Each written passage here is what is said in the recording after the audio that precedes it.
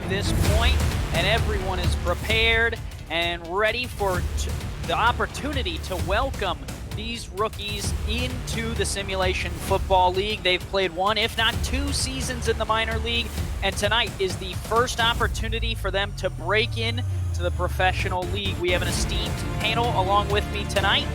Owners Stephen Hacker and Eddie Gage join me at the table.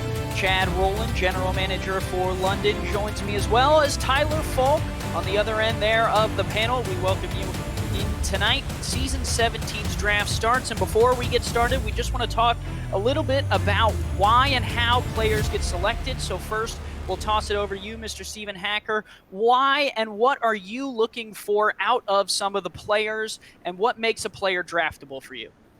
You know, some of the biggest things that we look for at Fort Worth is, you know, involvement in the community. How passionate are you, right? You know, we all like to have fun. This is like a second home. It's a great community. And so that's one thing we really look for is, are you able to come in and be a part of the community? Are you able to recognize, you know, that it's bigger than yourself sometimes. So sometimes you'll get your recognition, but it's also about championing other people's victories and wins. And then on outside of that, just, you know, some teams are looking for a really specific kind of person. So really just be yourself, I think, is the biggest thing, but also understand that, you know, you're trying to be friends. You know, we all want to compete and win, but at the end of the day, it's about the community too. Chad, you are a general manager here in London. What are some things you look for out of draftable players? Yeah, you know, for me, I'm looking for somebody that can come in and just immediately boost their team up, right? I mean, whether that's on the field or off the field when it comes to scouting, you know, looking for somebody that's a big-time presence in the locker room, and just somebody that enjoys what we enjoy, right? And being in the community and being a part of this and, you know, like I said, just cheering on the team, and that's what we look for in London. And speaking of players, there are plenty of them looking to find homes tonight and tomorrow. Mr. Tyler Falk, you were a player last season that found a home, and this season, what are some players that you would bang the table for? What are some players you would put your fist down and say, hey, if I'm a general manager, if I'm an owner, I'm picking this guy, whether it's tonight or tomorrow? What are the players on your list? Well, I've actually got a couple here, but I know we only can choose a couple. But when I was going over the preview and going over all the stats and all over the players that we had on the table that are possibly looking for a home tonight, there's one position out there that I think is going to be a very hot commodity, and that is the defensive tackle position. There are 11 potential teams that need defensive tackles, and there's only 5 true defensive tackles on the board. So you got Chance Wall, Robert Crone, T.C. Turner, Isaiah Forrester, and Tiger Santana.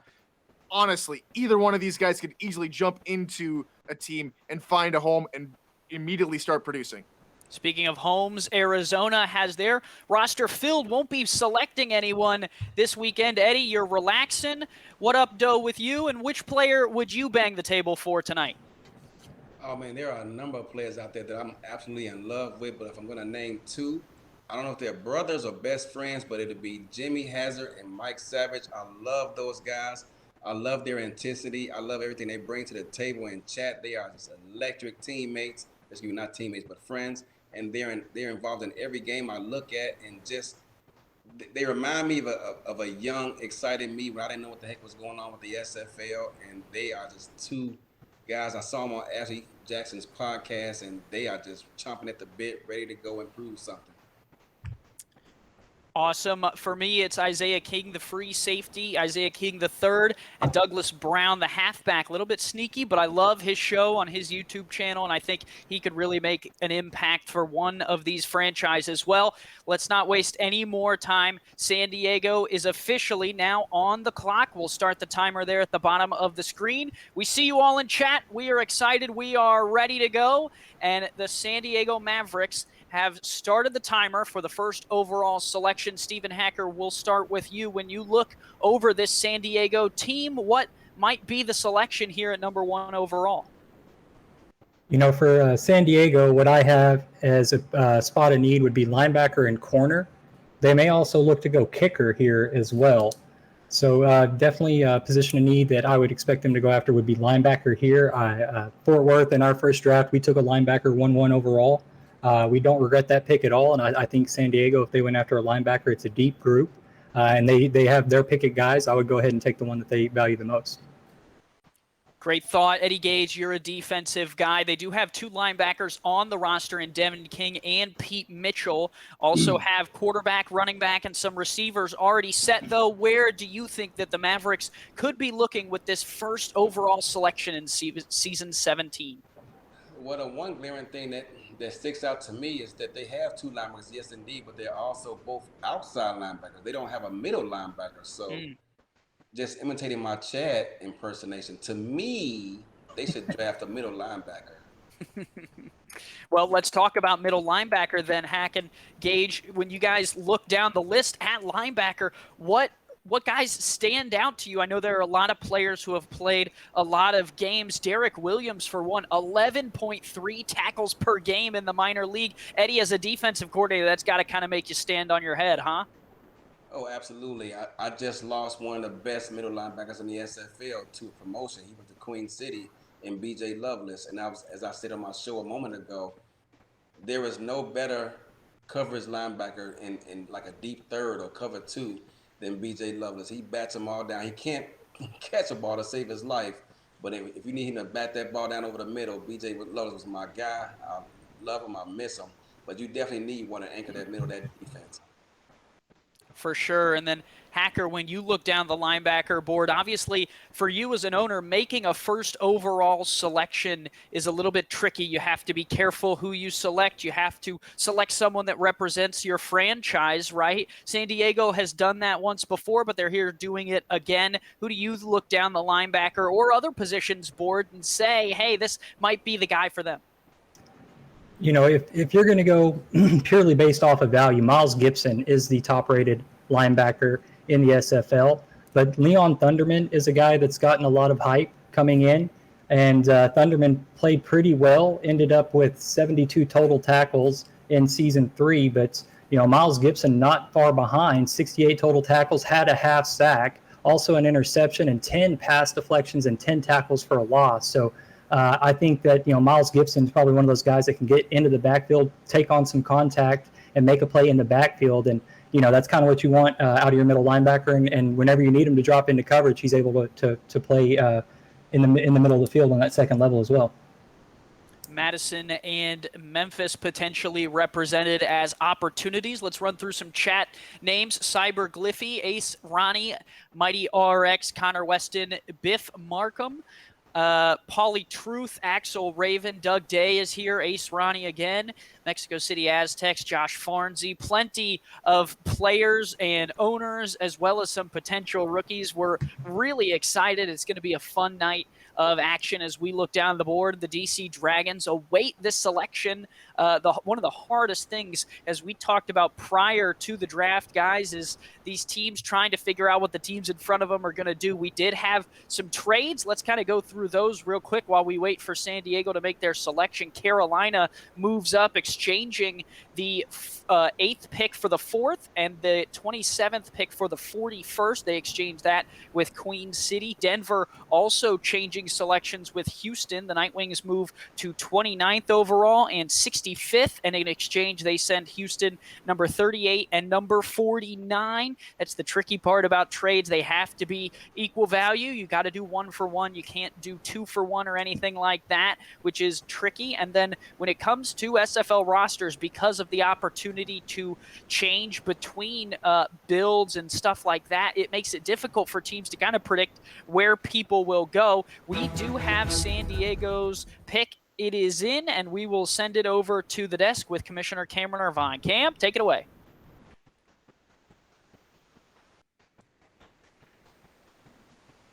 Thank you, Andy. Exciting day out here with the first pick in the SFL Season 17 rookie draft. The San Diego Mavericks select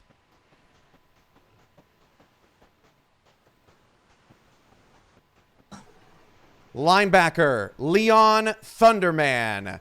DC is on the clock with the second pick. There you have it, Leon Thunderman, the first pick there for the San Diego Mavericks out of the Madison Lynx selected, and we will first toss it over to Chad Rowland. Chad, Leon, a eyes-up linebacker who looks to find a lot of contact. What are your thoughts on this selection for San Diego here as we kind of break into a few highlights of Mr. Thunderman? Yeah, I mean, Leon is one of those guys that I had pegged as the top pick. I think this is a fantastic pick by San Diego. A guy who's 5th in the league in tackles last season in the SFLM. Looking for him to get into the backfield and make his presence known. This is an excellent pick there by San Diego. Yeah, when you watch some of his plays here, hunts down the ball carrier, but is always around the play, and I think that's so important for a linebacker to keep his eyes on where the ball and where the play is developing as you see him get the interception there. We'll toss it over to Tyler Falk. Tyler, talk to me a little bit more about Mr. Thunderman and what you see there on film from him. Yeah, absolutely. Congratulations to Thunderman and the San Diego Mavericks. Hopefully he can help lead them to their first win in franchise history. From one former number 1 overall pick to another. It's a great feeling. Good to see him get picked by San Diego. What Thunderman can bring to the team is really why they picked him. So not only can he produce on the field, but they're looking for him to do stuff off the field. I don't know what exactly just yet because we haven't been in a whole lot of conversation with each other, but I'm guessing Leon's going to go ahead and maybe do some scouting, maybe do a couple other things for the team. And congratulations to Leon Thunderman and the San Diego Mavericks. And a full front 7 for the Mavericks, 4 defensive linemen, 3 linebackers. They put that together with Devin King and Pete Mitchell. Now Leon Thunderman joins that group as the number 1 overall selection. After that, DC takes over. They will be on the clock here. So let's talk a little bit. Tyler, we'll start with you again about these DC Dragons. When you look across their roster, what do you see as their needs? So when we take a look at DC, and again, a very, very, surprisingly strong end of their season for DC. I think they were the story, maybe not one of the main stories, but definitely a good team to watch, especially in their first season. As we take a look at their team needs, they're definitely looking for a wide receiver to fill the hole that their social media coordinator left. They're definitely looking for maybe a tight end, maybe an offensive lineman. And again, they're one of the 11 teams that's looking for a defensive tackle. And as I want to remind you, there's only 5 true defensive tackles on the board. So maybe they go defensive tackle here or they pick up their wide receiver. Yeah, plenty of opportunities. You could look down the wide receiver group. Plenty of huge names here. Ryan Roosevelt, Nate Ritters, Kelsey Brown kind of lead the way. But you also have stars like Mike Savage and Ace Sharp who have made some plays. And then on the defensive line, Chance Wall, Robert Crone, T.C. Turner. Chad, plenty of options. You're a GM in this league. You're sitting with the 2nd pick. Thunderman is off the board, the guy who everyone kind of looked at as the consensus number 1 pick. You're DC. You have a lot of needs. You have a lot of options. Where are you going with this one? Yeah, if I get to put on my DC Dragon fake hat for a second. To me, I think I'm going to go with, defensive tackle here. Obviously, as Tyler alluded to before, with needs of defensive line so much for these SFL teams this season, getting those guys that can be in the middle in there is going to be a key thing, right? Getting somebody to go alongside Benny Butcher, I think is probably the way to go. You could look at a wide receiver here. You could also look at a tight end here, but tight end value isn't that high for the 2nd overall pick right now. So go with the defensive tackle. Go with the safe pick here if I was DC. Yeah, they do have Benny Butcher there on the defensive line, and we already shouted out his show once, but love watching him and Mr. Brown go at it there on YouTube. They also have 2 defensive ends that they could potentially pair with in John Gary and Exodus O'Brien, along with 3 linebackers, which we just saw San Diego do in order to get to 3. They do have Riley Hughes and Ajamu Afolabi, along with Clint Hendershot. Those are some star linebackers there, Eddie. I know you're a defensive guy, and we were going to save you until after the pick, but talk to me a little bit about what a defensive tackle can do in this league when you pair 2 of them together.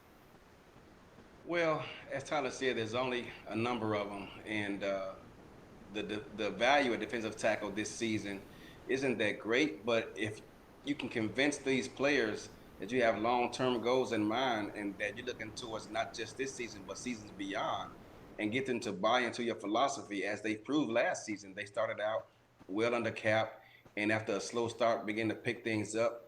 It didn't necessarily produce in wins right away, but they were competitive in every game, although one versus the world champion Denver Nightwings. So if they can just convince those guys that, hey, we have a philosophy here, We're here building, and we have long-term goals in mind. We can stick around. Adding that second defensive tackle is golden. I love it. I keep 2 myself. I also have 2 defensive ends, and I think it's just the way to go, especially with rosters expanding these days.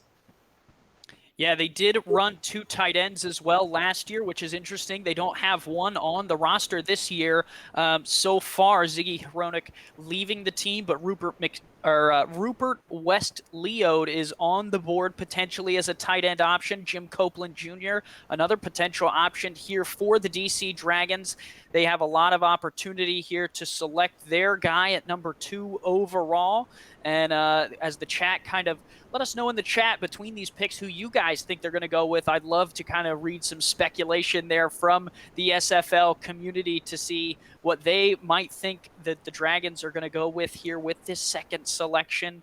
Lots of opportunity for them. Shabazz Synergy back at quarterback for DC. Kevin Say at running back. And then you kind of get to that defensive side. They do have 2 receivers in Josh Gill and Jeff Banfield, but those 4 are the only offensive weapons they have at this point in the season. Plenty of draftable players to go in those spots, but for now, there's plenty of opportunity. And one person in the chat says they're going to draft a football player. Might be a bold decision. I'm not sure, guys. What do you think? I mean, maybe a tennis, maybe a golf player. Chad, any thoughts about picking from other sports? No?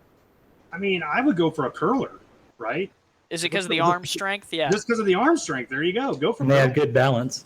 Yeah, good balance, good arm strength. Can't go wrong. There we go. Tyler, back to DC just for a minute here as they kind of look for some of their picks. We have their needs pegged as receiver, tight end, offensive line, defensive tackle, and kicker punter. Any chance they pull for the early special teamer here? Well, considering how things went last year with getting a kicker in the early round and all of a sudden the kicker not lasting a full season due to other circumstances, I don't see it happening in this round. I don't see it happening anytime soon that we see a kicker go off the board in the first round. Well, you won't have to see it for very long. The pick is in. Let's send it back to the commissioner at the desk to see what DC does with the number 2 overall pick. With the second pick in the SFL Season 17 rookie draft, the DC Dragons select Potty kicker. The third pick, you're on the clock. That's somebody. I need to get the list in front of me. There you go, Potty off of the board here. Very interesting selection. The highest value kicker on the board. There's only 4 of them that are draftable, and we will toss it over to Eddie Gage first. Eddie, immediate reactions to a kicker going 2nd overall in the Season 17 draft. Well, as they just alluded to, they lost out on the lone kicker that was available last season. They didn't want to take that chance and miss him. There were a number of kickers available, but they decided to go ahead and get this need out of the way, and they did so. I'm kind of shocked by it, but given the circumstances of last season, anything can happen these days. And we set poor Tyler up there for a rough take right before the end of the round. But Mr. Hacker, when you look across the DC Dragons roster and what is potentially there on the roster right now, they add a kicker. They didn't have a star kicker in Season 16. They add one for Season 17, and that goes along with the narrative that these rosters change and move all the time, which makes it harder for other teams. But talk about Mr. Potty for a little bit. 6 foot 212, 18 of 19 during the SFL minor league. How does that fit with what DC's trying to do this year? You know, and I think it's underrated that nobody ever talks about what kickers can do for your field position. Forcing the opponent's offense to start at the 20 instead of the 30 helps your defense, can lower the points per game by the defense. So I actually love this pick. With only 4 kickers available, more than 4 teams, I have kicker as a team need. So definitely they went out and they got the guy that's going to make the most impact. Huge leg on this guy. Going to be able to knock it deep into the end zone. Probably going to come out as a rookie, able to hit 50-yarders, no problem. So going to help out DC win some close games. They won 3 games in their inaugural season, which is great. Lost a lot of really close games, and I think a kicker can really help them get over the mark. I don't have tight end as a huge need. Now, I do think that tight end that's there Rupert is really good for them. But the kicker, I think, is much more a value pick, and they did the right choice by going after that kicker because the difference in value. There you go. Yeah, the difference in value being big, and that's kind of what teams also have to battle with is value and what might be available in later rounds. DC will be picking later tonight. They do have the 23rd pick as it sits right now, and they will see, but Potty off the board there at number 2, and we'll shift our focus now to the 3rd overall pick, the Sioux Falls Sparrows, and we'll start there with Eddie Gage. Eddie, Sioux Falls took a little bit of a step back last year after the year before being in the championship game, but all footing back on. Colin Hart re-signed, Julian Tyree still there. 4 receivers already on the books for Sioux Falls. What do you kind of see as the Sparrows' needs this year going into the draft? Well, as you just said, 4 receivers, it seems like they may be revamping their offensive philosophy and gone to the days of the power running game, but we have to wait and see how that plays out. But looking at their roster, they could use a tight end. They could help on a defensive line and both defensive end and defensive tackle. They need an outside linebacker and maybe an offensive lineman. Who knows? Because they generally went with 2. But so far this season, they only have 1 on their roster. So we'll see if they sign another one.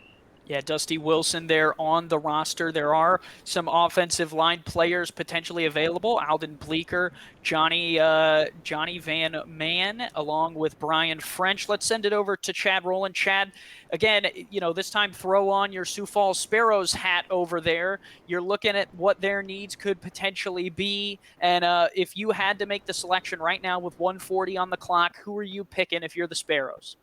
Defensive tackle Robert Crone. I mean, it's just simple. Right. I mean, they need somebody in that interior line because Cam Crosby came over to us in London. Robert Crone's still there. I think that's an easy pick for them. Crone, second most value for a defensive tackle, 6'2", 295 out of San Jose. Plenty of opportunities here for Sioux Falls. You kind of go in different directions. And Tyler, when you look at the Sparrows and how they kind of played last season, how do you think they could potentially improve this season? And we won't ask you to make a selection for them just because we threw you under the bus last time. So talk to me a little bit about their team last year and their team this year and what you might see them doing a little bit more or a little bit less of. Well, it was very surprising, wasn't it, for us to see a Sioux Falls team struggle out of the gate and struggle to put points on the board. So my thought is, defensive tackle is nice. Maybe getting a tight end is nice. But I think they're going to want to make sure they win in the trenches, even if it's in the passing game. How do you do that? You draft an offensive lineman. Alden Bleeker sitting out there. I was a former teammate of his back over at Memphis. But there's a lot of good offensive linemen. Maybe Alden Bleeker gets called. Maybe Brian Fennick gets called. Maybe Patrick Kelly gets called. But I think they go offensive linemen to solidify the win in the trenches.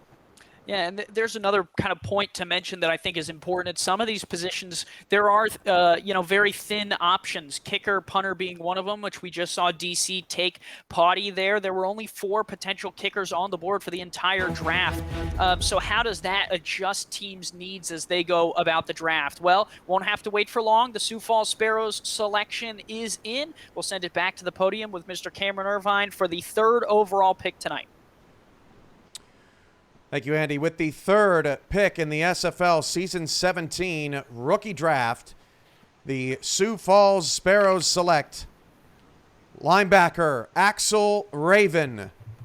4th pick, that's Carolina via trade from Queen City. You're on the clock. There you are, Axel Raven off the board, going to the Sioux Falls Sparrows. 7 tackles per game. Not necessarily the top-rated linebacker, but there he is. He's excited. He's got the Sioux Falls Sparrows hat. You love to see that out of our live look-ins with rookies. The Sparrows got a good one. I love the sideburns out of him. Might be an angry face on the board behind him, but it's an excited face for the rookie heading to Sioux Falls, South Dakota. And we'll start with Mr. Stephen Hacker as we potentially watch some highlights here from Mr. Raven. He's got some bend around the edge to combine with some speed and strength. Yeah, get a quick look at him. Taking on the left tackle, able to lay out the quarterback. Fantastic play. That's the kind of stuff you want to see and you get excited about. Here he is on the opposite side of the field. And let's see how he tracks down the ball. Going to be a handoff up the middle. He's going to run him down from behind. Fantastic. Squarebush is not an easy guy to bring down. Did a good job there. In the middle, look at that. On the goal line, making a stand, helps stand up the running back and allow the other defenders to get there and make a great play on the goal line. Axel Raven definitely looking to improve the Sioux Falls Sparrows defense, and they've always had a really good linebacking core, and he joins a great group. Head coach and owner Jason, a really good guy, and I think that he's going to fit in and really do a lot of good things for the Sparrows. Well, Eddie, we talked to you a little bit about linebackers before. You made it all about B.J. Lovelace. We get it. You like the guy. Talk to me a little bit about Axel Raven here and what a player like that, which you just saw on film, the examples of what Raven can do for a defense, what that could do for the Sparrows defense. Axel Raven was my favorite linebacker in the entire SFLM. There you go. Every week he was out there supporting his team, whether it was offense or defense. I don't think he ever missed a game. He was always out there making a positive impact with himself, whether he was cheering on his teammates, and he also does content for the league. So Axel came in and he separated himself for the competition by both being active and finding ways to contribute to the SFL community. Great pick for Sioux Falls, and I look forward to seeing how he does next season. Axel Raven, 6'4", 256 out of Tacoma, selected 3rd overall. Let's just quickly recap the 3 selections so far. Leon Thunderman, linebacker, 1st overall. Pate, 2nd overall. The kicker for DC, a little bit of a surprise there with the special teams. Sioux Falls goes back to the linebacker well, taking Axel Raven 3rd overall. Carolina made a trade earlier today with Queen City for this 4th overall selection. They move in front of Louisiana for this pick. Chad, we talked a little bit about it before the draft and how teams are moving and shifting, trying to get in the way of other teams to make their picks. Talk to me a little bit when you look down this Carolina roster at what they might be doing here and why they might have moved up to this selection. Yeah, I'm really intrigued with what, Chad and Harish and the gang have done over there here in Carolina. I mean, trading up 4 spots, they obviously must have had somebody they really, really liked. To me, I think it's probably, when you look down the list, they could go with linebacker here, I think. With Raven and Thunderman gone, they may have had another option there. There's different spots they could go with, but I truly think right there is where they're going to go with the linebacker position. We'll look in at James Klein, a live look. Beautiful flowers behind him. I'm not sure if he bought those just for draft night or whether he's had those up there a while, but we can see him working away there in the beautiful Carolina draft room. They do have some new arrivals to the Skyhawks. Matt South, quarterback, joins the team, as well as some other players. Vince DeSantis there at tight end, I believe, is potentially a new name. And they returned some guys like Davidson Joseph, Whistle Jones, along with Logan Jack, Harish Prasad, Heath McDaniel Jr. So some consistency there, but also some changes. And Tyler, if you looked across what Carolina may need, do you have any players that you think might fit that build and that type of locker room in Carolina? So the Sky Gang, right? We always got to look at the Sky Gang when you're talking about Carolina, excuse me. And one thing that they needed to shore up, again, just on the outside looking in the playoffs last year, so their defense needs to be a little bit, has to have a little bit more strength. So now when we're taking a look at, let's say, available linebackers on the board, again, Leon Thunderman and Axel Raven were always going to be the 2 guys going off the board first. Bogey Barr still out there, absolutely stellar, played a great game in the championship game. John Martin still there, also from Salt Lake City. David Ware's another fantastic guy. He's from Albuquerque. But I think they're going to have to go linebacker and get someone who's going to not only, maybe be a solid stopgap in the run game, but has to be really good in coverage. So whichever one of those guys fits that mold for maybe a coverage back will really help the Sky Gang.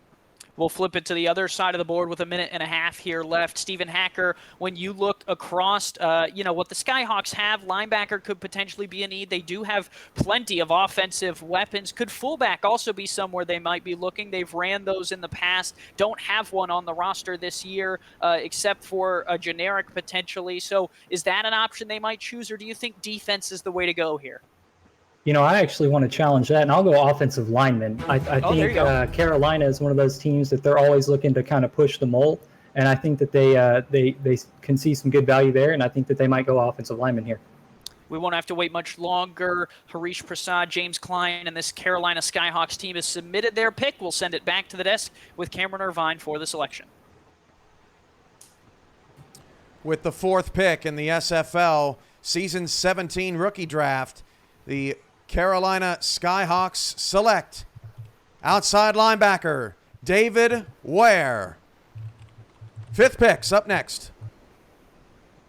David Ware, the selection out of the Albuquerque Adams 8.1 tackles per game, and it's all about the linebackers here in season 17. Live look in there at Mr. Ware and family in the background. Love to see that. Many people excited about going to the Carolina Skyhawks, and for Carolina and Mr. Ware, they are going to suit up together for season 17. We'll start back with Tyler Falk. Tyler, looking at Carolina, you wanted a linebacker, you got a linebacker. David Ware is the guy. Your thoughts on the immediate selection? Yeah, definitely is actually one of the guys I called out too. So maybe you cross off that miss on the kick there earlier you go. You're and put back. David Ware back up there. You're back. But David Ware, fantastic guy, always in chat. I love seeing him talk with the rest of the community. Can't wait to see his highlight reel if he's got a couple of highlights. But if we can't find him here, go look on the SFL's YouTube channel. Link to which is down below in the description, I believe. Go check out some of the games he played with Albuquerque.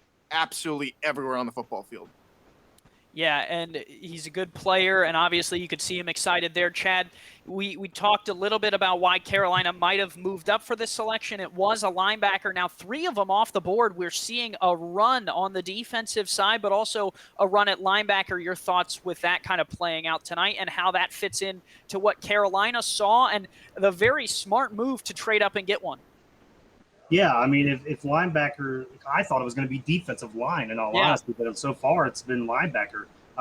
They must have put their ears to the ground and heard that, and was able to trade up and make a great pick. David Ware was top 10 in tackles last season for the SFLM. I remember his name very well because when I'd simmed for the Lexington Miners against Albuquerque, he gave me fits. So I know the name very well. Great pick by Harish and the gang. Now we may see if the defensive line run that we talked about before is going to be legit or not. I mean, I'm kind of surprised, but, it's the draft, so can't expect much. You can't expect anything on draft night. Things will change. Things will flip on their head. A couple seasons ago, we drafted Michael Percoco, and he pulled out a picture of me somewhere. I don't know where from, but it happened. So nothing surprises me on draft night anymore. There are 5 defensive tackles, all of them still on the board. Plenty of defensive ends still available, but Eddie, we'll toss it to you on your podcast or your show just a couple of short hours ago. You talked a little bit about Louisiana, and we want you to say it with your chest here. Where might Louisiana go with this 5th selection, and dare it be another linebacker? It will not. I don't believe so. First of all, I want to congratulate Carolina on that pick because I'm always paying attention. I'm always lurking in the chat, on this channel, everywhere else. And anyone who was listening heard Harish complain about having to do social media again because his social media guy left to LA. He's been trying to get one ever since, and I'm almost willing to put half my check that the fact that David Ware is going to be he's going to be involved in social media content in some form or fashion. But Louisiana, they got to replace him. They lost their franchise quarterback. He moved overseas, and I think they're going to go with Tommy Utah. I mean, they got guys in the minor leagues who was coaching them. The guy just won a championship. Why not go ahead and draft him? Yeah, potential for a quarterback to be taken off the board here. Looking at Louisiana's roster, Reggie Streeter returns. They bring in a fullback in Cameron Collier, and that's a huge addition for them. They brought in Chase Earl, B.E. Robo, Mike Twinscrew. They have 3 receivers and a tight end in Garrison Blue ready for a potential quarterback. Steven, you guys have drafted a quarterback before. You know how important that position is. Talk to me a little bit about the quarterbacks on the board right now and who Louisiana might be valuing at that spot if they do go there. The 2 top-rated quarterbacks equal value are O.J. Bruin and Tommy Utah. But Eric Price also had a good season. for Madison. Joseph Green played very well in the games that I saw. And then Scar Patterson is another one of those guys you can look out for, with Johnny Reno kind of close behind. So really for this kind of pick with their quarterback, it's really going to be fit. It's going to be who is the guy that impressed Louisiana's front office the most. That's who, if they're going to go quarterback, that's going to be their guy, regardless of value. Yeah, correct, regardless of value. Well, they wasted no time. They decided with 3 minutes to submit the pick. It's in. We'll send it over to the desk with Cameron Irvine to find out who Louisiana has taken. Thanks, Andy. With the 5th pick in the SFL Season 17 rookie draft, the Louisiana Revolution select quarterback Tommy Utah. The 6th pick is Portland. You're on the clock. Well, there you have it. Tommy Utah is selected. It is a 22-hour and 45-minute drive from Utah to Louisiana, but Tommy is headed to the Bayou as the quarterback of the Salt Lake City Rustlers, has played 10 games there and is now headed to Louisiana. Eddie, you said it wouldn't be a linebacker. You're 1 for 1 tonight on predictions. Talk to me a little bit about Tommy Utah. 14 touchdowns, only 11 interceptions in the minor league. It seems like a good fit. It did, and as I said earlier, I mean, they've got guys down in the minor leagues, which gives them advantage of being able to talk to these guys and build relationships with them. And I mean, they got Ross over there and Twin Screw over there, and involved with Tommy. Been talking to him probably all season, and it was a great natural fit for them. Yeah, a great fit. They needed a quarterback.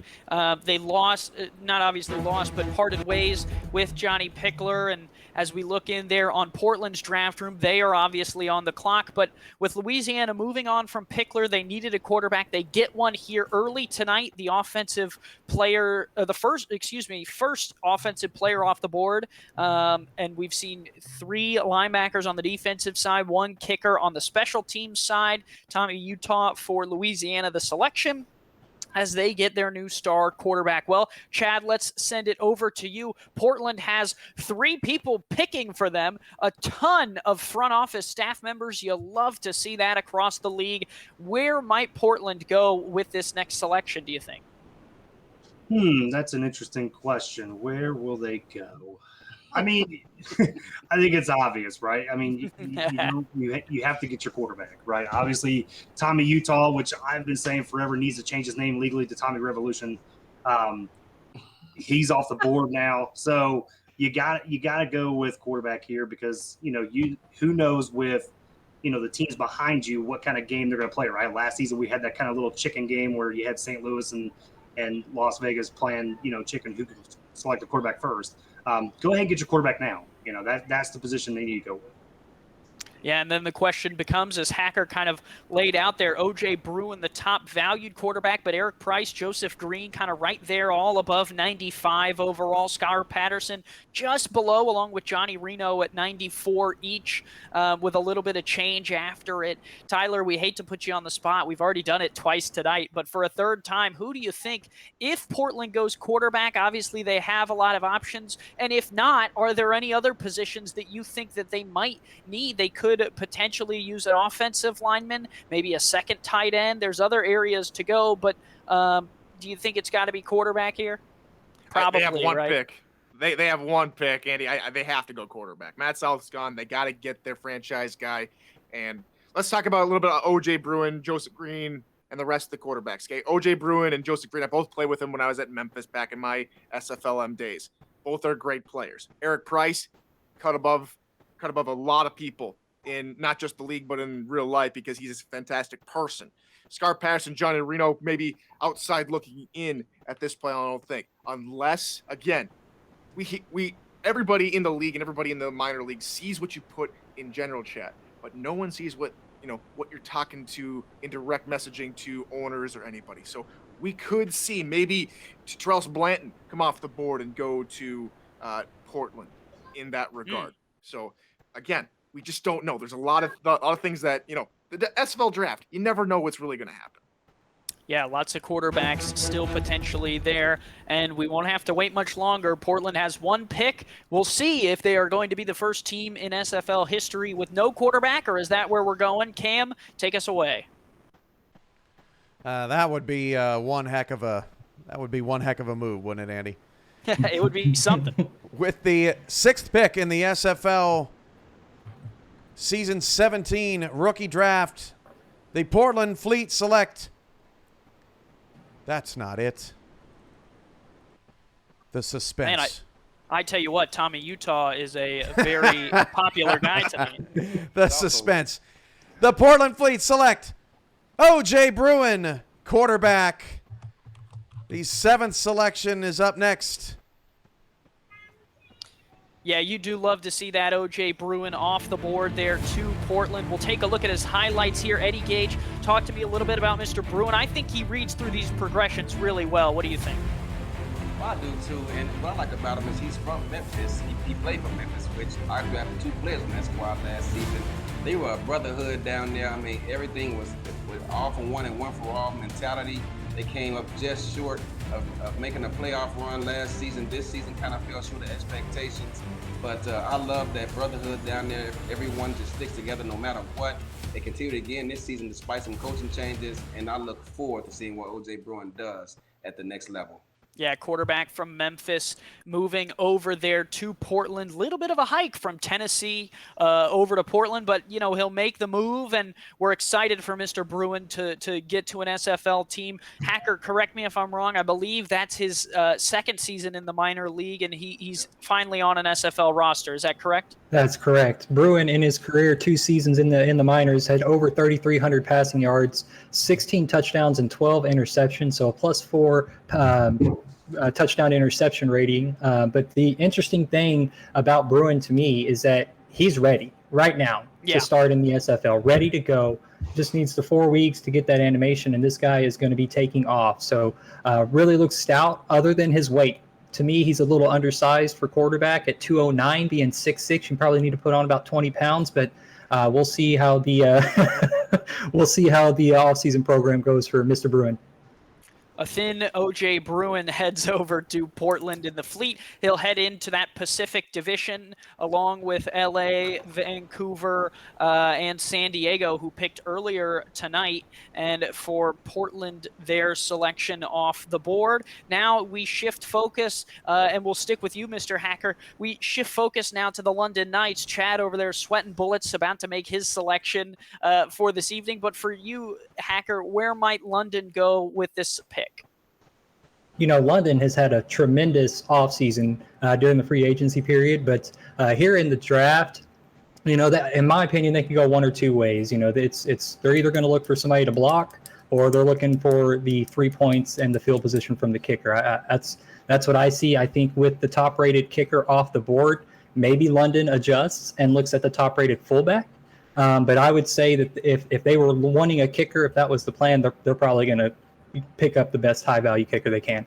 Yeah, could pull the trigger. We saw Paty off the board at number 2 overall. Paty, excuse me, the one knock I had on him was not 100% in the minor league. Did have a miss, Dane Morrow, and Chance to Win, which I gotta say is a great name, Chance to Win for a kicker. I mean, come on.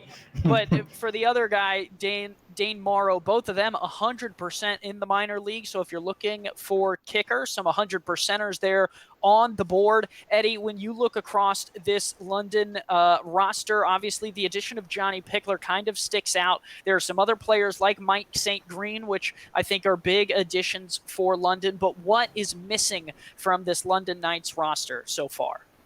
Well, they drafted a kicker, I believe, either 2nd or 3rd overall last season, and things didn't work out for them. They decided to part ways with him after he missed progressions. But I think they're going to go with either a kicker or potentially a fullback. But I'm going to go kicker here.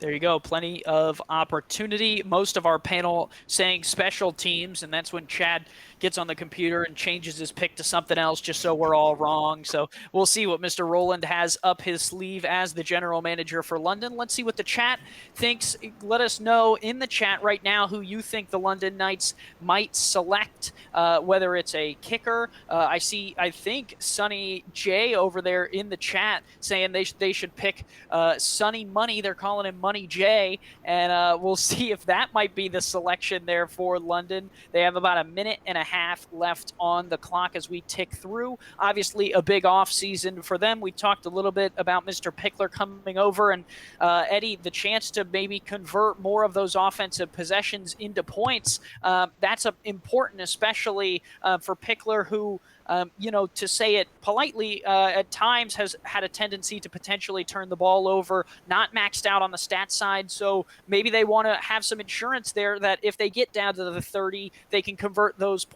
into points. Oh, absolutely. You never want to, as an offense, drive downfield, come up short, have the opportunity to kick a field goal to at least get 3 points out of it and come away with nothing. Nothing can be more demoralizing, particularly to a defense, which, looking at their roster, is stacked right now. So I doubt they do anything on the defensive side of the ball. It's got to be kicker here or offensive line, potentially fullback. But since they made the risk, since they took the chance and drafted a kicker so high last season, my guess is kicker here. Do have one offensive lineman, and they do have one pick in here tonight. Let's head over to Cameron Irvine to see what the selection might be. With the 7th pick in the SFL's Season 17 rookie draft, the London Knights select left guard Perrin Ibarra. Queen City via Carolina is on the clock with the 8th pick. Well, there it is. Mr. Chad Rowland switches the script on all of us and goes with Ibarra, the offensive lineman. And that kind of goes, Eddie, we just talked about the interception thing, and maybe that is something that they're worried about. Offensive line is another way to kind of help prevent those interceptions. Tyler, let's start on your end here. Talk to me a little bit about how offensive line can help this team. Well, offensive line, I think, are very underrated in the SFL. If I was a general manager, I'm pressing for maybe a little bit of a roster expansion, and maybe putting in 5-player controlled offensive linemen, because I think offensive linemen can impact a game tremendously. So, Perrin Ibarra is a great start for London and a great man in the trenches. Hopefully, he can do well for London. Yeah, and we talked a little bit on the top of the broadcast about, the reasons that players might get selected and the reasons that some might also get skipped over. And there's no better way to kind of understand from the horse's mouth why a player got picked than talking to the general manager. Chad, you just picked Mr. Ibarra. Talk to us a little bit about why he stood out to you from the litany of offensive linemen. For us last season, one of the weaknesses of our game was the running attack, right? And so, Robert Merrill had a couple games where he had, I think, 5 total yards. One of them being a victory against Arizona. Sorry, Eddie. And then the other one, I don't remember who it was. But the point is that, what I want to do is, one, be able to protect our franchise quarterback now and Johnny Pickler. Another one, to help establish the run game, right? And so it was a tough choice between him and somebody else, but at the end of the day, after interviewing Perrin and getting to know him really well, he was the clear-cut number one choice in my mind. And once I got him into the front office with London and with Liam and Tanner, they agree with me as well. Mr. Ibarra pairs there with Butch Menner, 2 guards for the London Knights on that offensive line to help a little bit with the run game, but also in the pass game for new quarterback Johnny Pickler. Let's shift focus a little bit here, Eddie. We have seen the trade earlier. Carolina moves up to 4. They select David Ware. In that trade, Queen City moved back to 8, and we see them on the board now. They did move up in the 2nd round, but looking across their roster, A.J. Caswell is back, Chris Kolmasak on the team, Deezer Powell, Christopher Ochoa, Jay Hayden, along with 3 defensive linemen, 2 linebackers. Do only have 1 cornerback on the squad right now. Eddie, when you look across this team, where might Queen City end up? that glaring need at cornerback is the first thing that sticks out to me. Like you said, they only have one on the roster. I'm very interested to see what Queen City does. I mean, BJ wants to be a general manager again. This is his first draft since being with Houston back in season 13. So, I mean, my guess is corner, but they also may draft an offensive lineman. 2 seasons ago, they had 4 offensive linemen. Now, look at their roster, they don't have any. So, I'm thinking corner or offensive lineman here. Yeah, could also throw a third linebacker into the mix potentially. Do have Jared Crow and Eddie Gage's favorite B.J. Lovelace on the roster, but it's not to say that with the run on linebackers here, if that was a need for them, that maybe they saw. Let's really dig into this. Maybe they saw linebacker as being a secondary need, and that's why they moved from 41 to 27 with this trade. They thought they could select someone there, but watching how the board has fallen, maybe they see the priority on linebacker being higher right now than it was, maybe 30 minutes ago when David Ware as well as Axel Raven were still on the board. So maybe some potential there. But Eddie, I hear you. I think the offensive line is another underdog there, along with cornerback Stephen Hacker. When you look kind of down the offensive line, linebacker, cornerback boards, what players stick out to you as still being available? I think this current scenario for Queen City is exactly what they wanted when they traded back to number 8. They have 2 ready-to-go cornerbacks that fell into their lap. All they got to do is just pick whichever one they want, and that would be Gerard Brody or Cody Griffin, the 2 top-rated corners. I think that's where Queen City goes. Well, the pick is in, and let's send it over to Cameron Irvine to figure out where Queen City went with this pick. With the 8th pick in the SFL Season 17 rookie draft, the Queen City Corsairs select kicker Dane Morrow. Atlanta has the 9th pick. You're on the clock. Dane Morrow. No, I'm not going to sing.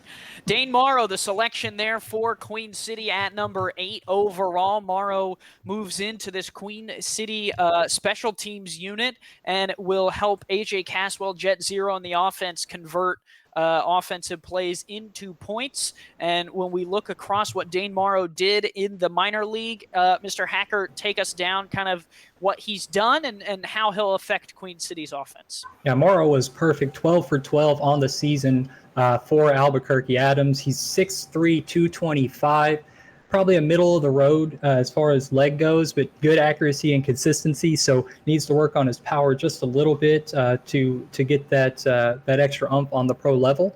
But Queen City obviously had a kicker last season and let him go. So now they're ready to roll in Dane Morrow and give him his opportunity.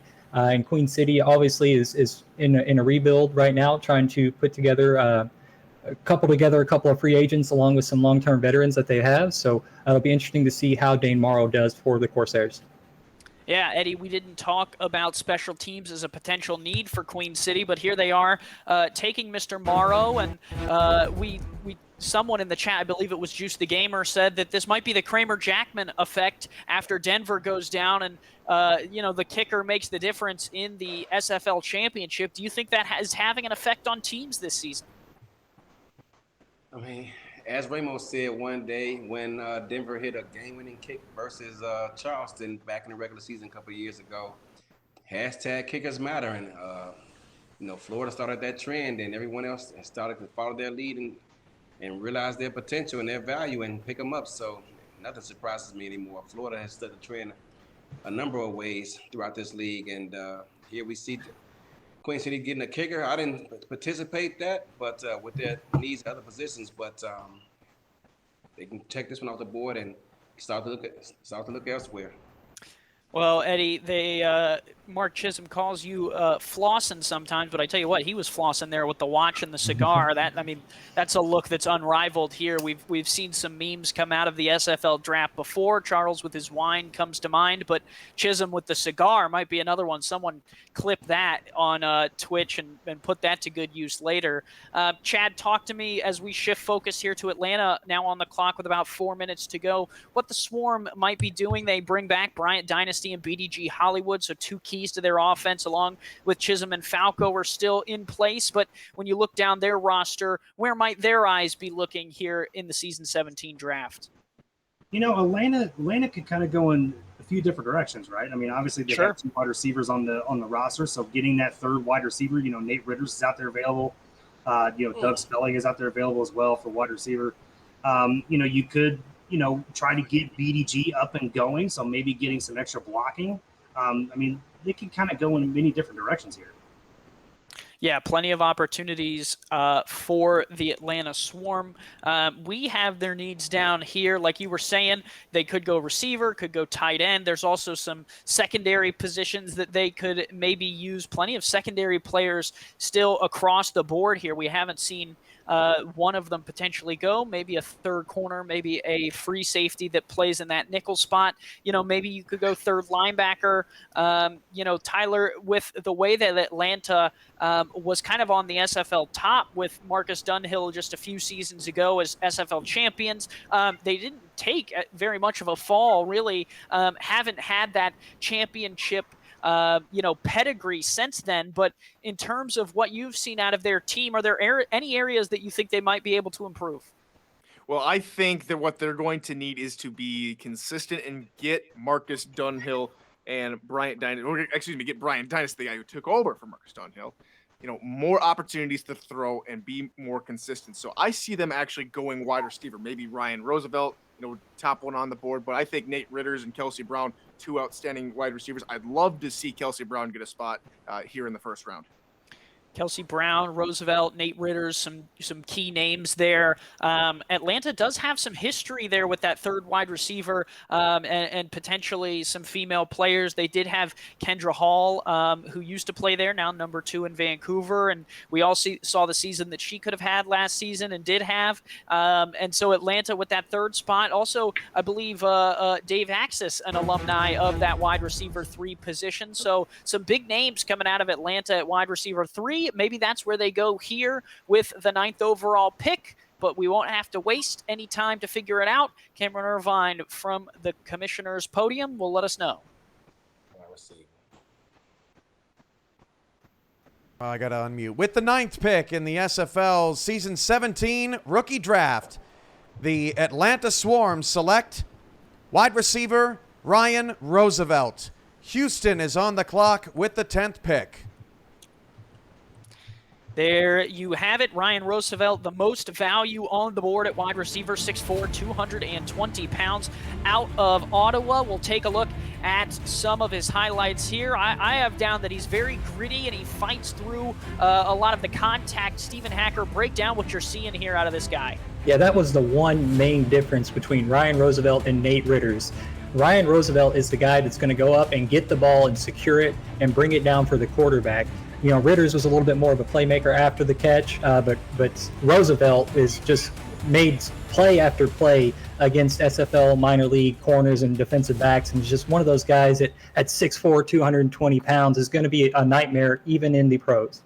Yeah, when you look at their builds here, I'm just taking a quick peek, but the first thing that stands out between the two is aggression versus break tackle. 90 aggression there for the man who was just selected there for Atlanta, and the break tackle a little bit higher there for Nate Ritters sitting behind him. So you can see there, if you're a player at home wondering, well, what makes a player's build a little bit better? There's one significant difference at wide receiver is a team valuing aggression over break tackling, because across the board, other than that, Eddie, they're pretty much on par with one another. How do you think that Mr. Roosevelt will fit in here with Mark Chisholm, the cigar, in Atlanta?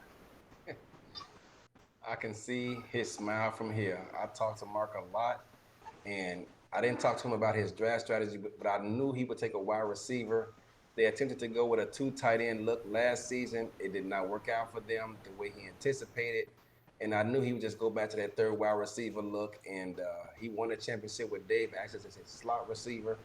He's going to look to go and prove some doubters wrong who pretty much writing him off since he won that championship. And he's probably already ran a number of sims with the guy. And I anticipate Atlanta attempting to rebound and prove that I was wrong, that they haven't lost a step offensively.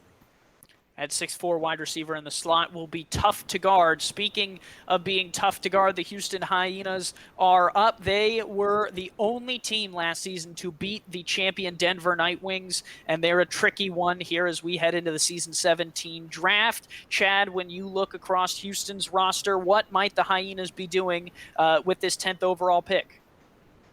Yeah, they got quite a few picks in this draft, if I remember correctly. I think 7 or 8. So they could go in a lot of different directions. I mean, do you go ahead and go get your quarterback now? You know, there has not been a defensive lineman pick. They only got one, and Chris Joseph, who left London to go back to Houston. Do you go and get a defensive line right here? I think that would be a good idea for them because they can get that quarterback in the later rounds. Yeah, they do have the potential to sit. We saw St. Louis do that a couple seasons ago. Lone Star has done that before where you kind of let your player fall to you over the course of time. Could see Houston do that as well. Here, plenty of quarterbacks on the board, plenty of them trying to find a spot. DR Sim is in the chat despite still being on the clock. He says that they got the guy they've had their eyes on all season. We'll have the opportunity to figure out who that is momentarily. But Tyler, in terms of what Houston has already on their team, they do have 3 receivers. They do have Warren Murray, 2 tight ends, along with 2 linebackers and 2 cornerbacks, maybe a strong safety here. You're familiar with that position a little bit, I would have to imagine. You know, what strong safeties or free safeties that could shift over do you see, since we, you know, haven't talked about that position too much, that maybe Houston's thinking about here in this spot? Well, you have to be looking, if you're looking at strong safety specifically, you're looking at Dante Grimm, I think. Dante Grimm, definitely one of the top 2 or top 3 safeties on the board at the moment. I think Dante Grimm has a really good shot about making an SFL team. Maybe it's Houston right now, but I like the way where Chad was thinking. Defensive line. You only have 1 defensive lineman right now. You have a couple defensive backs. I think you have to go get your guy at defensive tackle. We'll see if that's what the Hyenas have done. Let's head over to Cameron Irvine for the pick. With the 10th pick in the SFL Season 17 rookie draft, the Houston Hyenas select, and I will quote one of my favorite movies, Sunshine, Sunshine, kicker Sonny J. Tulsa's on the clock with the 11th pick. Sunny money, dollar bills are flying in Houston, the site of this season's convention and the site where Sonny J will be kicking the football from Salt Lake to Texas. This guy is going to boot the ball through. I have down here, Tyler, that, you know, he never backs down from a kick. He's got the combination of power and distance that you look for in a kicker. Absolutely. Just hitting him from time and time again from range and with accuracy. Something we don't see a whole lot of right out of the gate from rookie kickers. And that's something that Houston is really going to, you know, be very happy about getting Sonny J on the team. And there's 3 kickers already off the board here within the first 10 picks. There's only 1 kicker on the board and multiple teams still needing a kicker here, Andy. This is huge. Yeah, and that's where the potential trades could pop back into the conversation. Chad, as a GM, let's say you needed a kicker. You just saw Sonny J to Houston. Obviously, you know, we want your thoughts on that pick. But then following that, you know, kind of conversation, what do you think about, you know, if you're a GM and you need a kicker, are you getting on the phone with Tulsa, Charleston, or LA right now trying to move up? Yeah. I mean, if kicker is one of my priorities, you know, you thought you could sit back and maybe get that in the 2nd or 3rd round, but now you're seeing this run of kickers start going. All of a sudden, now you got to make that phone call, right? You got to call Tulsa. You got to call these other teams to see how I can get up to that spot to get the next kicker. Yeah, and then talk to me a little bit, Chad, about Sonny J and what he could bring to this Houston offense, because I think, you know, we want to make sure that Sonny Money is talked about a little bit and how, you know, his value speaks to what Houston needs. Yeah, I think that, you know, it's a good pick considering what has happened, right? I mean, in my mind, I think they probably could have, like I said before, I think they could have went defensive tackle, got that guy that could stop the run. I completely understand why they went kicker here because there was other 2 teams that went kicker. You know, as we talked about the defensive line run, it's now the kicker run apparently, right? But a team that's going to have a rookie quarterback that's going to come in, they might get some stalled drives, you know, and turn that into points with a kicker. So I think it's a valuable pick, just in a different direction I thought they would go. And there we take a look at the Tulsa Desperados war room there. Deion Hawkins, he's got a football in his hand. He's got Desperados jerseys in the background, the Tulsa shirt on. He's on the phone. He's smiling, which is not usually what you do when you've made a trade. So my guess is that Tulsa is going to sit here with their selection. Eddie, let's look over their roster a little bit. JQ back at quarterback. Gabriel Money Manning. Speaking of Sonny Money, you got Gabriel Money Manning there with an overall value of 117. Talk to me a little bit about what Tulsa might be missing from this roster and where a rookie could fit in. Well, look at their roster right now. They only have one defensive tackle on the roster, so do they add a second one to complete that four-man defensive front? We'll have to find out.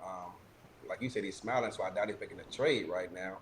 But also, they can use a middle linebacker right now. They have one outside linebacker, but they don't have a middle linebacker. So that's a glaring need they need to fill. And if these linebackers falling off the board, that's the direction I look in. Yeah, DJ Majesty did move from Tulsa over to Queen City in the offseason, so a loss, there from a personnel standpoint that maybe they want to fill that spot with someone of value there for Tulsa.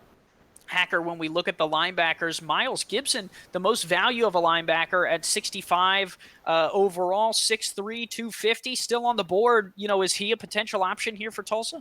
Yeah, I think that's actually a really good value at this point in the first round to slide in and be a starting linebacker for the Desperados. I think that would be a good pick, but there's also a couple of guys, Stephon Forge, Zed Markov, and Philadelphia Collins, I think still present enough value to come in and start for the Desperados and really have a difference made and potentially be a defensive rookie of the year.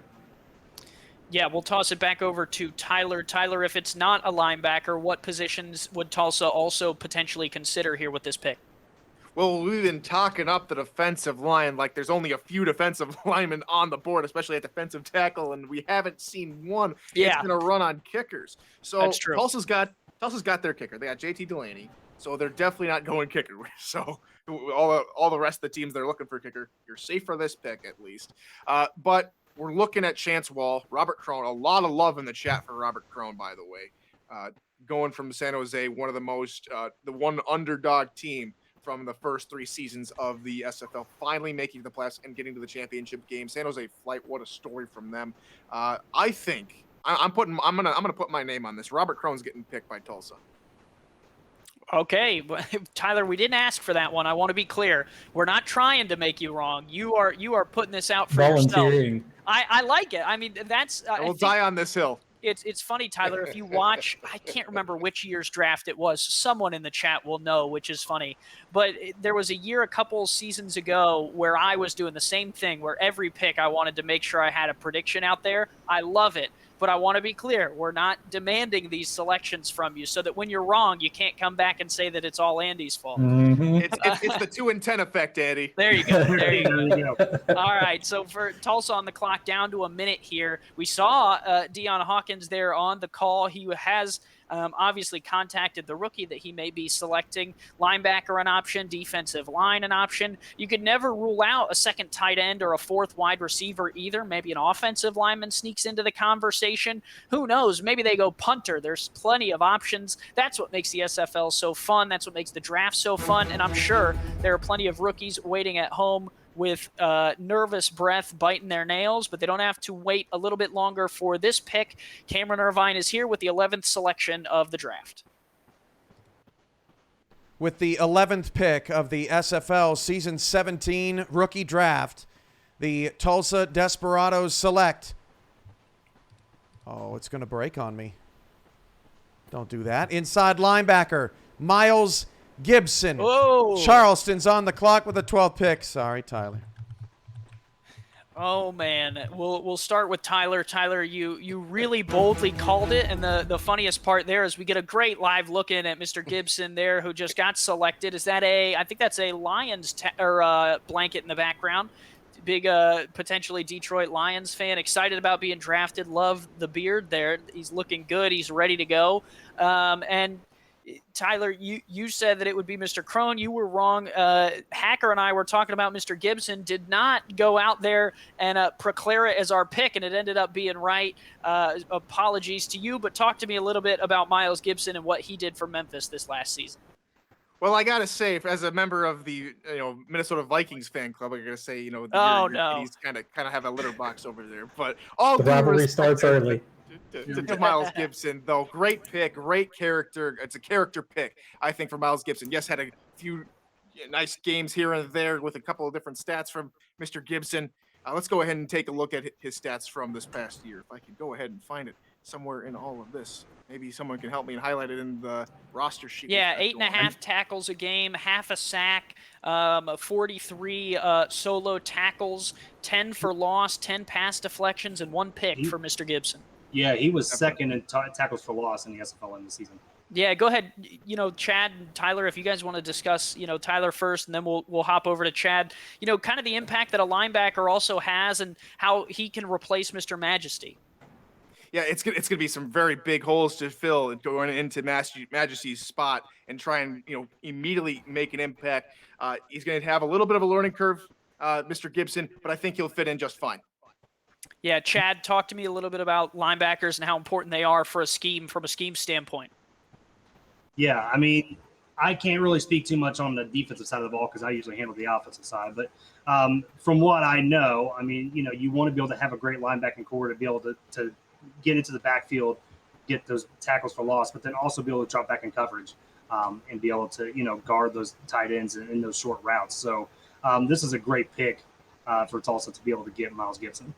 Yeah, and half a sack on the table, too, I think is important. It shows that he can blitz a little bit, too. Maxed out speed at 83, along with 70 coverage, which is pretty good for a linebacker right off the bat. Mr. Gibson goes to Tulsa, and now Charleston on the clock. Eddie, some new ownership in Charleston. How might that sway where they might go with this first pick of the new era at number 12? That's going to be a mystery to all of us. I mean, who knows? I mean, new ownership, perhaps. They also brought in a new offensive coordinator as well. So perhaps it may be gone are the days of the two tight ends set on every possession, which forces teams to either play, nickel or 4-3 base. They may decide to switch some things up because in the past they've been known to be pretty good defensively, but they seem to come up short on the offensive side of things when they did lose. So perhaps we'll see some changes offensively. If you look at their roster, they seem they could use an offensive lineman, offensive outside linebacker, perhaps even a fullback. So, I mean, it's just a mission to all of us. We have to just wait and see, just like everyone else, what they do here. Jack Brown and Johnny Bravo taking over the ownership group for Charleston. We haven't done this tonight, but I'm going to do it anyways. Let's look at Miller's mock here for where they have Charleston going. They had John Lally from Madison being taken, the defensive end here with this selection. Steven, do you think defensive line is potentially an option? Yeah, that's where I would go for Charleston, only having a defensive tackle and a defensive end on their line. So I think the for sure way to go for Charleston here is bolster up that front seven and get somebody there to help out on the defensive line. Yeah, now this mock also had Crone and Wall off the board at this point. So I like Crone. I think Crone here makes a whole lot of sense. He's the best defensive tackle out there. Yeah, 2 defensive tackles that were gone in that draft or that mock draft by the time that Charleston's pick came about. So with them sitting here now, maybe the board looks differently than they thought it might. And I've before when in this draft been surprised by someone who was sitting there when I wanted him. They do have Joseph Sobolka already at defensive tackle, but an opportunity to maybe grab another one, or maybe you pair a defensive line on the other side or a defensive end on the other side of Dick Baker there at defensive end to attack the quarterback. Do have 2 good linebackers in Jack Brown and Jack Hoffman, so maybe not the position you go there. Quarterback, running back, 3 receivers, all accounted for along with a tight end. And with 2 minutes left, Eddie, when you look across what Charleston is good at, that they have typically been good at defending the run, but they do have a really solid secondary, some new pieces there, and some pieces that have been there a while. But where do you think that Charleston might head here? Well, looking at their roster, they seem to be pretty much stacked on the defensive side of the ball. I mean, their secondary, they have 6 DBs back there. They have a kicker in the special teams unit. Like I said, I think they're going to either go, maybe they add a third linebacker, but just looking at the roster and the fact that there's only 5 defensive tackles on the board, that's where I would go.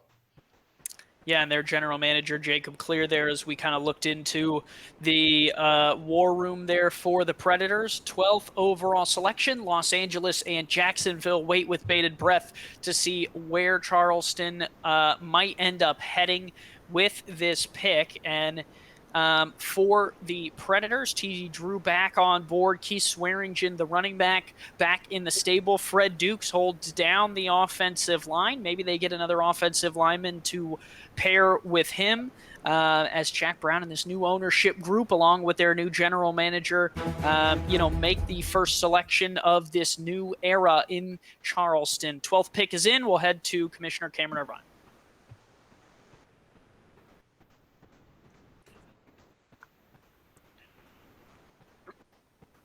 With the 12th pick in the SFL Season 17 rookie draft, the Charleston Predators select defensive end John Lally.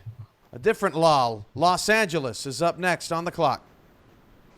There you have it. Wow, Miller's mock right on the money, despite the defensive lineman going a little bit earlier. Lally to Charleston. Chad, break down this defensive lineman selection and what that looks like with Dick Baker and Lally on the defensive line for the Predators. Yeah, I mean, my buddy Jason Miller, I mean, he nailed it around the head, right? I mean, John Lally going there. Excellent pick for them, and really, in my mind, I think they could have actually went fullback now that you have this different team. But, yeah. John, being the first defensive player or defensive lineman off the board kind of surprises me with Robert Crone sitting there. But still, it's an excellent pick to get somebody on that line because they, as you alluded to earlier, Andy, they are known as a run-stopping defense. And you've got to have those mean guys up in the front to be able to stop that run. So getting this pick here, getting John was an excellent pick for Charleston. Yeah, 6'8", 298. You have a lot of height there on the defensive line. 60 speed, 45 agility. When you talk about some of his stats there coming out of Madison, there's a lot of different ones that you could talk about. But for me, for defensive linemen, all comes down to the sacks. 1.5 sacks this last season in the 6 games. Tyler, is that something that they should be concerned about? Is potentially a lack of production? That was the second least sacks out of a defensive end in the minor league. Well, that could definitely be the case, but that could also be, flipped on its head. And I was just going to try and make the point that to tell all the rookies that stats, they can be a misnomer. They can be why you get drafted. It all really doesn't matter too much. Now, I think with Lally, it might have been maybe a little bit of game planning from Madison. It might have been a little bit of, maybe he wasn't as tuned in to the game plan as much as one would think. But a lot of things could be up in the air. Could just have been how things played out. And the one thing that this shows me is that he's a team player. Again, he's not making a whole lot of tackles. Only 8 total tackles amongst a whole bunch of players that are in double digits. But if he's a team player willing to help out his team, I think this is a great pick. Yeah, and one of the things I want to allude to also, Jacob Clear is the GM for Charleston. He is also part of the Madison coaching staff. I think that's where Hacker was probably going to go with this. So him knowing John already, I think that was the key here.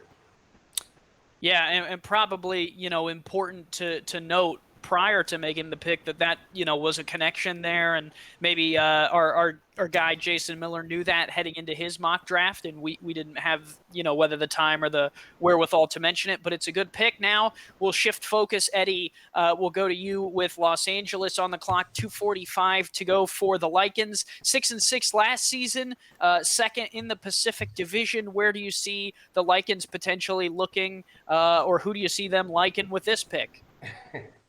All right, well, first of all, I got to talk to the Cam. I got to walk into his office and we got to have a discussion because I'm getting sick and tired of hearing about all these teams having these advantages of having these contacts in SFLM. I don't have any. So I need to talk to Cam and get that worked out starting next season because this is ridiculous. I got a spot in Lexington for you, buddy. Who doesn't know you, though? You do all the recruiting. You're great at doing all that yourself. You don't need any extra help. Eddie, without a draft pick, complaining that he doesn't have a connection to the rookie. I mean, come on, man. But I said that one with my chest. But I digress. Looking at this. Well, go ahead, digress then, man. What do you? Looking at this. Oh no. He's got a case of the giggles. Oh Look no. at Rain. 13 picks in. We'll go over to you, Hacker. Take a look at LA while Eddie recovers over there in the middle box. Who do you see as Los Angeles's potential selection here with 13th overall? Where might they go? Looking at their current roster composition, I think again front seven is something that that LA could go after, be it defensive tackle or defensive end. They could also look at a third linebacker, an outside linebacker that would help. They're looking at their composition. They don't really need any help in the defensive backfield. If they absolutely love a receiver, they might go wide receiver here. But my guess would be front seven on the defense. Yeah, now that you mention it, I think this board might have fell perfectly for Los Angeles for defensive tackle. We'll go over to Giggles McGee back in the second box. Giggles, out of the defensive tackles, which one might be your selection here? I know you talked a little bit about Crone. Would he still be the pick? He'd be my first defensive tackle. If I was to pick anybody, that guy, he's at every game. I mean, he's there cheering on his teammates. Robert Crone be my guy. All right. Well, the pick is in for Los Angeles. Eddie wasted half the time talking about him by laughing, but we'll send it to Cameron Irvine in the at the podium for the pick. In all of Andy's years in the SFL, that was his best burn. I have called the fire department. I have let them know that Eddie is on fire. Someone needs to put it out. And golly, that was ugly and beautiful all at the same time. With the SFL's 13th pick in the Season 17 rookie draft, the Los Angeles Lycans select defensive end Brogan Spira. With their selection, Jacksonville has the next pick at 14. Spira, 6'4", 280 out of Lexington, 58 overall. The selection there for Los Angeles. We'll start with Chad. Chad, talk to me a little bit about Spira and what he might fit in here on this front seven for LA, which Hacker said would be the area they would go to and was correct. Yeah, to me, this is an excellent pick. Obviously, one, because he is a Lexington minor, so I've gotten to know Brogan pretty well. And, another thing, too, is, LA losing Andre Krim to Queen City. They lost, I believe, somebody else on the defensive line as well. I can't remember the name off the top of my head, but this was kind of like a match made in heaven in my mind. I think with Brogan in LA, this was, like I said, just a match made in heaven. Beautiful pick here by Ray and the rest of the gang. Yeah, Brogan, a nice selection there. When you kind of look down his stat line there, 2.5 sacks just this last season, and then you add on to that 6 half sacks, and a really good season for him, Tyler, in the defensive end spot. Talk to me a little bit about how these defensive ends now, as we see kind of a run on them going, how did they play in the minor league, and how might that translate to the SFL? So the defensive end position, especially Spira and Lawley, who just got picked a few picks ago, are two of the more, well-rounded defensive ends. Again, sure. They're about a little bit on the top end of the pack in terms if you're looking at everybody stacked up by their value. But as far as what teams are looking for, they're definitely well-rounded, definitely willing to do things for other teams. I know that for a fact that these players are going to do multiple things for their team, and especially with Spira and Lawley, two great picks. And with Spira, we'll probably be calling some near Spiras instead of some near Spears relatively quick. Yeah, Spira, I was going to say, sounds like the sound a lichen might make when it's flying through the air. And as you take a look at Mike All having his cake and eating it too there in the Jacksonville front office, Stephen Hacker, will send it over to you. For the Jacksonville Kings, as we shift focus, I have their needs down as fullback, offensive line, defensive tackle, and cornerback, along with maybe some special teams. What are you looking at for the boys in purple and gold? Well, I was just enjoying that vanilla frosting cake that Mike was enjoying there. I could use some cake too. Yeah, it was vanilla. But looking at Jacksonville, they had the second level of their defense took a big hit this free agency. I think the for sure move for Jacksonville here is to go with a linebacker. whoever it is that they value the most. But there are some guys with some really good value: Stephon Forge, Zed Markov, Garrett Hudson.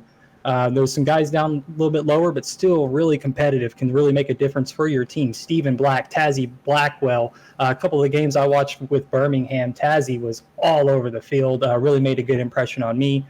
So I think, Jacksonville's going to address their biggest need and go with the linebacker.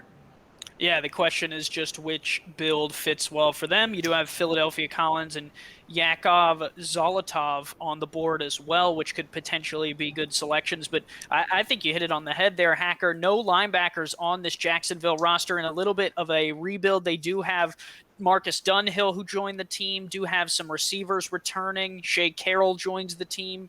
Connor Darien joins at the cornerback position. Greg Gaines as well. Eddie, when we kind of go to you, what do you think Frank and this Jacksonville team might be doing? We know Marcus Dunhill helped Atlanta build their team into a championship team. Jacksonville might need a little bit more than one season to get there, but obviously Frank, a very good coach. Where might this offense and where might Jacksonville and potentially their defense be looking?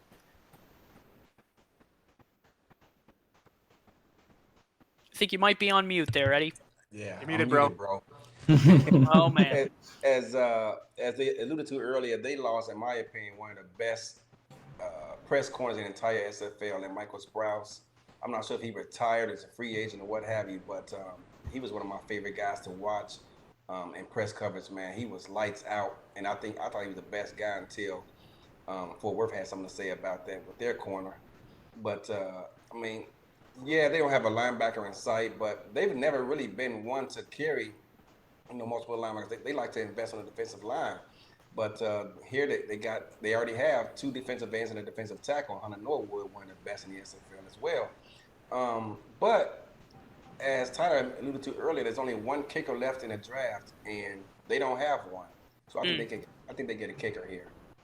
Yeah, and there's probably a lot of other teams along the list here in the first round and beyond that are hoping that Jacksonville isn't going kicker. The one thing I also have kind of noted about Frank in my time in the league is sometimes when you think that all roads are pointing somewhere, he goes to a area of strength in the draft. So you mentioned it there, likes 4 defensive linemen, Eddie. They only have 3.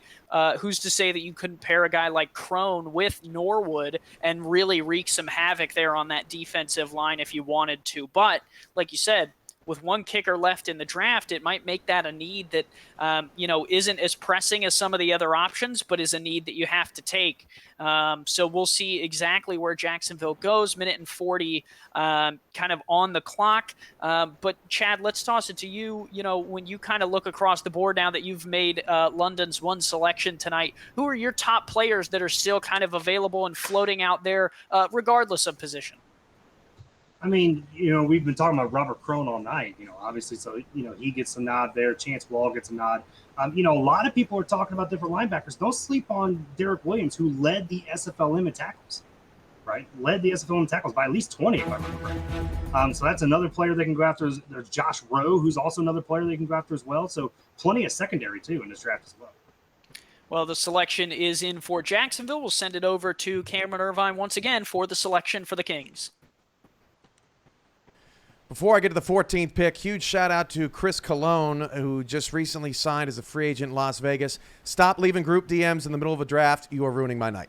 With the 14th pick in the SFL. It's a weird shout out there. Season 17 rookie draft, the Jacksonville Kings select left guard Alden Bleeker. The 15th pick, St. Louis, you're on the clock.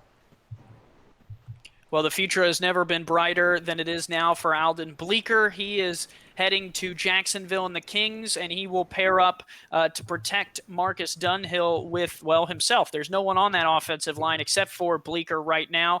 And Tyler, let's head over to you. I don't know if we've seen Jacksonville with an offensive lineman before. That might be the first one in their franchise. No, I'm wrong. They had Penny Packer and plenty of other players before, but definitely a need when you think about it that way, right? Yeah, absolutely. And being one of my former teammates from my days back in the SFLM, it's so good to see him get on an SFL roster. He switched positions to get to offensive line because he felt, I could be more of a use to a team, as an offensive lineman rather than at his defensive line spot. So that's a huge move. It's paid dividends, and he goes to one of the best organizations, in my opinion, in the SFL, the Jacksonville Kings. Great move, great pick. Yeah, and you see Frank Gooden there in the chat says, couldn't pass up on his pass and run blocking. Well, he will certainly help Marcus Dunhill and Jared Willis in both of those respectfully, whether it's pass block or run block. Offensive linemen are key for that. Chad, this Jacksonville team, let's talk a little bit about them overall. Are they rebuilding or are they reloading, do you think? I mean, to me, when you have the Marcus Dunhill and the people that you bring in, it's more of a retool, kind of like what London did, last season. Alden Bleeker, that was a great pick. She's going to be a really good offensive lineman for Jacksonville. She was, really high on my board as well. So just excellent pick for Jacksonville. But yes, this is a retool. This isn't a rebuild. Let's just put it that way. The defense might be, but the whole team in itself is a retooling. Yeah, plenty of players, including, veterans like Ken Gossett and Christian Christensen heading out. Bleeker heading in at the offensive line spot, and that is the selection there with the 14th overall pick. At 15, St. Louis officially on the clock. Eddie, St. Louis last season maybe surprised some people with the way that they performed this season. The quarterback Christian Brown returns, which is something that Gladiators fans can kind of pat their backs on, that a quarterback returned to the franchise. And we're not sitting here at draft time talking about quarterbacks in St. Louis in the same conversation. I think, first of all, that's a win for everyone in that organization, and exciting because Brown was very good last season. So talk to me about what are the needs for the Gladiators this year. Well, fans can exhale knowing that Christian Brown is coming back. He's been one of the leaders despite being a rookie in that locker room. And I remember him in game chat several times last season saying that he was going to be with St. Louis next season and beyond. So perhaps he likes his time over there, obviously, and they can focus their needs elsewhere on the first round other than the quarterback. And just looking at their roster here, they have a couple of holes they can fill just looking at things. I'm not sure quite where they're going to go because they have a number of holes to fill, but perhaps they go wide receiver here. I mean, just me thinking out loud here. They have two. Perhaps they want to get a third one to give him another weapon to throw to, because last season they had a number of games in which the defense held up. I remember that game versus Florida that sticks out to me, where they were winning, where they were going back and forth kind of throughout the game. I think the weather conditions were bad. And if he can just get a third wide receiver to throw to, allow them some more weapons to go to, and Christian Brown can open things up offensively. Yeah, I don't know if Kelsey and Christian are related, Kelsey Brown, but that could potentially be a connection if they are. Someone in the chat will let me know if so or if not. The other thing I was looking at, Hacker, was at defensive tackle. They have Igor Barbatov, who is a great player, but you could add on top of that potentially Crone or Wall or one of the other defensive tackles that has slid a little bit here in the draft as we see it, and maybe create some front seven help. Yeah, they could also go with the defensive end. Frank Stackhouse or Mike Belote are both guys with really good value. Stackhouse had 5.5 sacks in his career, or at least last season, and then Belote also had 5. Both of them are able to make tackles in the backfield. And let's see, Stackhouse is 6'6", 300. Belote is 6'7", 325. So both of these guys could really make an impact in the rookie season, come out on the field.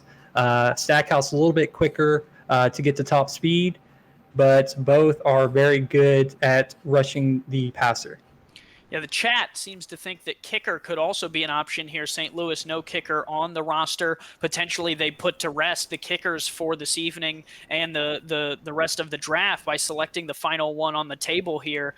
And that definitely could be part of the conversation. Eddie, I believe they ran a kicker last year, if I'm wrong. I'm correct, right? They ran Shalizzi. So potentially an option there to, draft the last kicker on the board and really put a lot of teams in some trouble. Chance to win, who was 100% 4 for 4 in the minor league. Chad's nodding his head no. Perhaps he's hoping that they don't draft a kicker. I don't know, but maybe that's a poker face. But yeah, they lost their kicker, who I believe was perfect last season. They often talked about it, at least. So I don't know. I mean, kicker, wide receivers, a couple of wide receivers out there still on the board that have great value. They taking up all this clock here. I know that much. The clock hit 0. I missed my buzzer beater. I don't know what I was shooting for, but I missed it. And there it is. The pick is in. You know, just a little bit after. It must have been one of those floaters that went real high and then went down right at the last second. We'll send it over to Cameron Irvine, who's at the podium for the alley-oop. With the 15th pick in the SFL Season 17 rookie draft, the St. Louis Gladiators select Bleeker again. No, that's no. Yeah, technology. Left guard Patrick Kelly. Oh, there you go. The 16th pick, that's Mexico City. You're up next. Patrick Kelly, 6'6", 315, heads over to St. Louis, the gateway city, and the Gladiators have a left guard, a lot of G's in there. We'll head it over to Chad Rowland. Chad, we're seeing now a little bit of a run on offensive linemen. There are limited offensive linemen as well in this draft. Yeah, you know, and I think once, you know, I started it a little bit and then you've seen Alden Bleeker go, I think this was the pick that Eagle wants to do. I mean, obviously Eagle as a GM wants to be like me, but that's a whole different story. But I think this is a great pick for St. Louis. You know, being able to get somebody to help block for Cairo. You know, they already got Bill Cherry anyway. Getting Patrick Kelly to be able to beef up that line, I think this is a really good pick here for Eagle. You got to be careful. St. Louis does have two tight ends as well, Chad. Yeah, correct. 2 tight ends. You got a fullback. Now you got an offensive line. This is going to be a run-first type of team. I can kind of see them being kind of like a Louisiana type of offense, right, where it's going to flow through Streeter. I think this is going to flow through Martinez this season. You got to be careful. Happy man right now. Careful there, Chad. You don't want to bring back Giggles McGee over there in the middle window. Let's send it over to Tyler Falk. Tyler, obviously offensive line important for St. Louis. The Gladiators also get someone to protect and keep Christian Brown off of his back. That's important.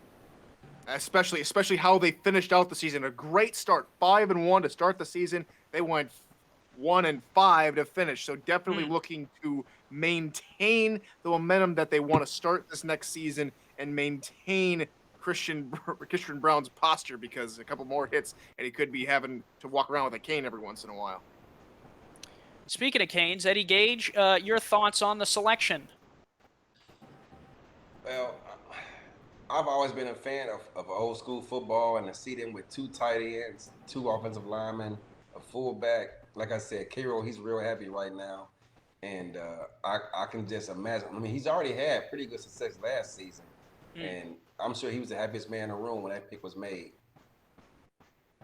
A great pick there for the St. Louis Gladiators, and we'll shift focus here to the Mexico City Aztecs. Matt Wilson and this offense back again. Stephen Hacker, it seems like every year we got the Wilson, Hacker, Dags, Phoenix Jones conversation, and it just seems like they can't get any better. But draft time again, where might the Aztecs be picking?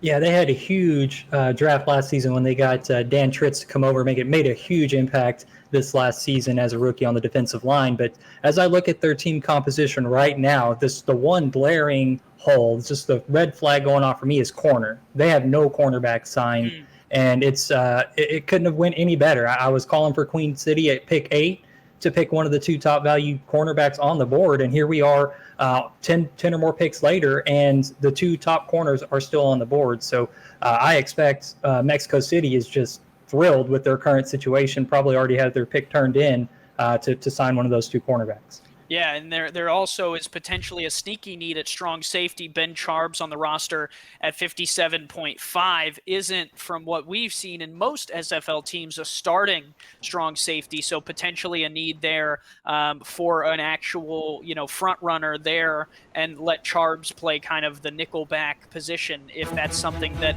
Mexico City is looking to do. We don't have to wait long. The pick is in. Cameron Irvine with the selection at the podium.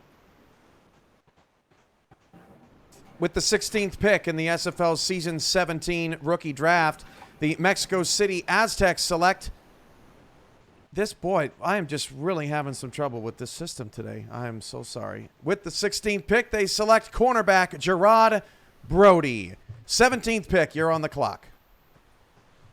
Gerard Brody, the selection for the Mexico City Aztecs cornerback it was. Mr. Hacker, and we'll let you break down Brody here. I have down that he just has kind of a nose for the football. When you watch some of his highlights here, he seems to find the ball in the air. Yeah, able to jump up and take the ball away from the offensive target. 8 pass deflections, 5 interceptions, 43 return yards on those interceptions. Also caused a forced fumble. That's huge out of the secondary to force the ball onto the ground. So Mexico City definitely has to be thrilled to have this guy on their squad. Mexico City, their cornerbacks historically always play very well. Low-key, underrated corners, but they always put good corners on the field. Well, he's not a country boy. He's going from Salt Lake City to Mexico City, 2 city franchises, and Brody, excuse me, with the interceptions there. Eddie Gage, you know a little bit of something about interceptions. How about a cornerback for Ramos Lynn and these Aztecs? I'll tell you what, anytime you have aggressive corners who can guard that man one-on-one without help, you can do a lot of things underneath coverage as far as blitzing, zone dogs, or whatever you want to do. Anytime you got at least 2 good corners, oh my God, the sky's the limit with your playbook. You can pretty much do anything with it. So congratulations to Mexico City. They got a great pick. I figured they'd go corner since they didn't have a single starter on their roster. They got a great one there. Yeah, and Eddie, we've seen them do similar stuff with Han Tayumi. Do you think that Brody kind of fits into that spot where Han Tayumi, whether he's not signed now or potentially left the roster, do you think that's the hole that they're sliding Brody in right now? Oh, absolutely. Han, I believe, was the owner player for Mexico City, Ramos Lynn, all quiet as kept. But he decided to retire as player, at least for the time being, to allow some of these players to shine, with all this great value of the cornerback position. He was just a natural fit for him to make the pick there. I think he got a good one. I saw a couple of that interception he got. I saw that game, and that was a great play. He got a tip ball from the secondary, and he was able to pick the ball right before he hit the ground and turn around and go the other way with it. So anytime you can get that kind of production and, like I say, coverage from a corner, they can guard that guy one-on-one. You can pretty much do anything underneath. Hall of Famer breaking down a rookie all the way from the top to the bottom.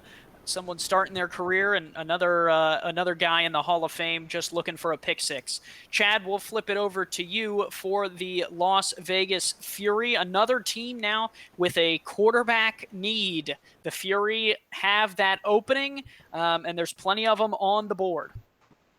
Yeah, I mean that's where I see them going here. You have a few good options already, right? I mean, you got Joseph Green, you got Eric Price. There's different guys that you could take. I mean, if I remember correctly, do they have a kicker on the roster? They do not. They do have a punter. So they had a kicker last season. They have a punter, but they had a kicker last season. Now we only got one left. Do you go ahead and get that guy and get your? They're at 19. The roster is at 19. Oh, the roster's at 19. Okay. Yeah. Yep. So yeah, help you. Definitely taking quarterback here. Sorry about that. Yeah, my pick, if I had to give it right now, it'd probably be Joseph Green. I think that'd be a good selection for Vegas right here. Yeah, you have Green. You also have Price. Some other quarterback options could be Scar Patterson, Johnny Reno. I mean, that name just kind of fits with Las Vegas there, doesn't it? Trellis Blanton, Dave Burr, Gene Struthers. Plenty of opportunity and options here for Las Vegas. Do have 2 minutes left on the clock. Tyler, when you look down the quarterback options, which player kind of do you think had the best minor league career? So Joseph Green, back in season 2, shared time with O.J. Bruin over at Memphis. He moved over to San Jose to take over for Colin Pierce in order to take San Jose all the way to the championship. Wouldn't it be fitting, Andy, if Joseph Green went from following Colin Pierce to San Jose to following Colin Pierce and taking his spot over in Las Vegas? It's an interesting storyline.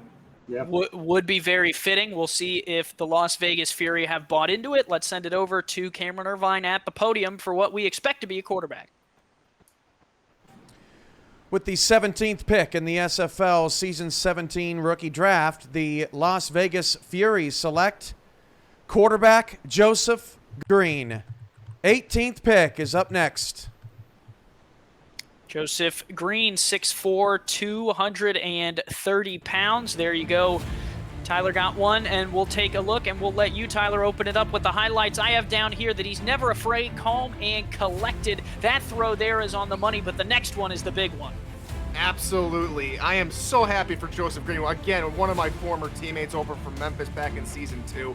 And again, very consistent, very concise, able to be calm and cool and collected under pressure. And the Hail Mary especially to take a surprise victory away from Madison. What a throw, what a pass, what a catch. But it's all because Green has that confidence in his wide receivers, Andy. Yeah, 5 seconds left, and I mean, I tell you what, if there's ever a quarterback with 5 seconds left for a Hail Mary who walks out with a smile on his face, it's Joseph Green. Calm, collected, not afraid, throws a touchdown there, and he's heading to Las Vegas to pair with Scott Johnson and his new receivers in John Blades, Mason Kirby, and Doug Britton. He gambled on that Hail Mary. It paid off, and Chad, he's going to be gambling in well, never mind. They hope he's not. But down to the Fury, and I think it's a good pick. Yeah, that's an excellent pick for Joseph Green. You know, being coached up by Coach Craven and those guys over there, Art Vandelay as well in San Jose. The sky's the limit for Joseph in Vegas. A good opportunity for the Fury to add a quarterback to their roster after losing theirs. They do have a fullback there as well. No offensive linemen. Their defense pretty much set, and they should be ready to roll for season 17. So Stephen Hacker and the Fort Worth Toros get on the clock and get to work. Eddie, what might the Toros be looking for here with this potential selection? I don't know. I hope they go with a generic because I'll play them next season. But I mean, wide receiver, getting perhaps a third one. They only had 2 last season, so maybe they don't go wide receiver, but perhaps defensive tackle to pretty much, wreak havoc on quarterback. They've already got rich in the offseason bringing in Jeff Duffy. I mean, come on. At this point, they practically just cheating these days. They did lose their fullback to free agency, so perhaps they go fullback here. Let's see. Yeah, there are. I've seen some articles online that have deemed them as one of the favorites to go to the championship without their roster being complete. That was a little funny to me that we were naming champions prior to anyone finishing out rosters. But way too early predictions. I agree, but hey, more power to Fort Worth, and I think it goes to the testament of what they did last season. Chad, let's head over to you. When you kind of look down their roster, receiver obviously could be a potential. Eddie hit it on the head with defensive tackle, but again, talk to me about some of the top potential players at those positions and any other potential top players that are still on the board. Yeah, I mean, for Fort Worth, I just don't see them going 3 wide receivers, right? I mean, that offense is just deadly as it is with 2 wide receivers, 2 tight ends. So, you still have a couple of offensive linemen left, possibly, right? Nathan Fury being a guy that you can go after there. Defensive tackle, we obviously still have Robert Crone. We still got Chance Wall. But here's what I think, and this is why I'm not going to be happy about this, but I will be at the same time. I think they go fullback here. Aaron Alexander from Lexington, the top fullback in the draft. My guy, Aaron. This is where I think he would fit in beautifully with that team. As a person who has to face them at the convention, I'm a little nervous about it, but I think it'd be an excellent pick for him overall. Yeah, Alexander there. Terrell Sutherland has similar value there at the fullback position. Either one of those players could be in the consideration. 3 minutes on the clock for Fort Worth. They did perform last season at a very high level, falling in the playoffs to the Vancouver Legion. No selfish reasons for listing that here, but they are looking to continue, quite a good season last year, looking to add to the career of Cameron Curtis, who played unbelievably last season. Jason Williams, another good player that maybe could be looking for that fullback to assist in the backfield. So lots of options here for Fort Worth. Tyler, try and narrow it down for us. Where might they go with the 18th selection with what's available on the board? I like Aaron Alexander. I like the idea of him going to Fort Worth. However, we've had a run on offensive line. And again, offensive line, in my opinion, very underrated, and they're starting to dwindle. So maybe we see Brian Fennett come off the board or Nathan Fury. But I'm right there with Chad. I think it's Aaron Alexander to go. Yeah, and the chat letting us know who they think the pick might be. Some draft Daniel Wright conversation going on. Taco Sicario in there reminding us that Fort Worth already has a kicker on the roster. He says the best player on the team is the taco truck.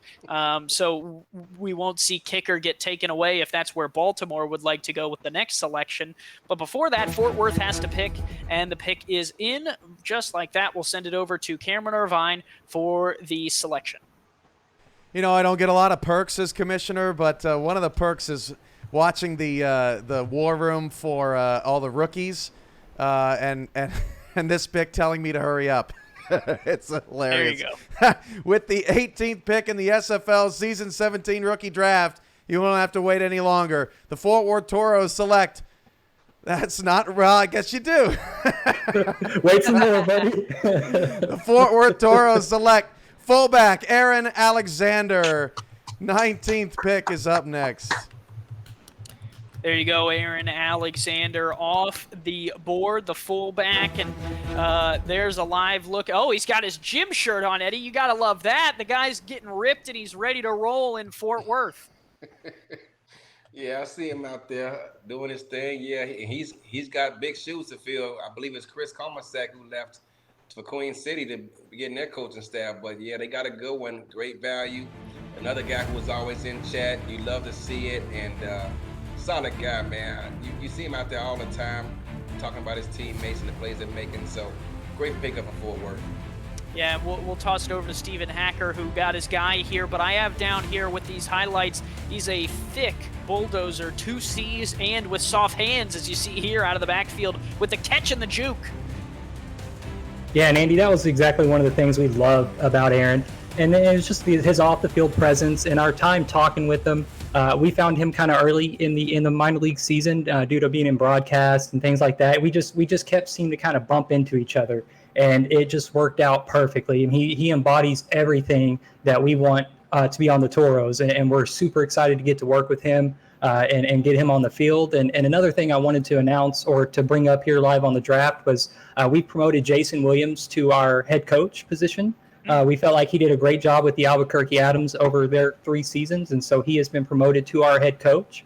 And this decision was made with him and Robert Garrett Jr. as well as Luis and myself. So we're extremely happy to have Aaron be a part of the Toros.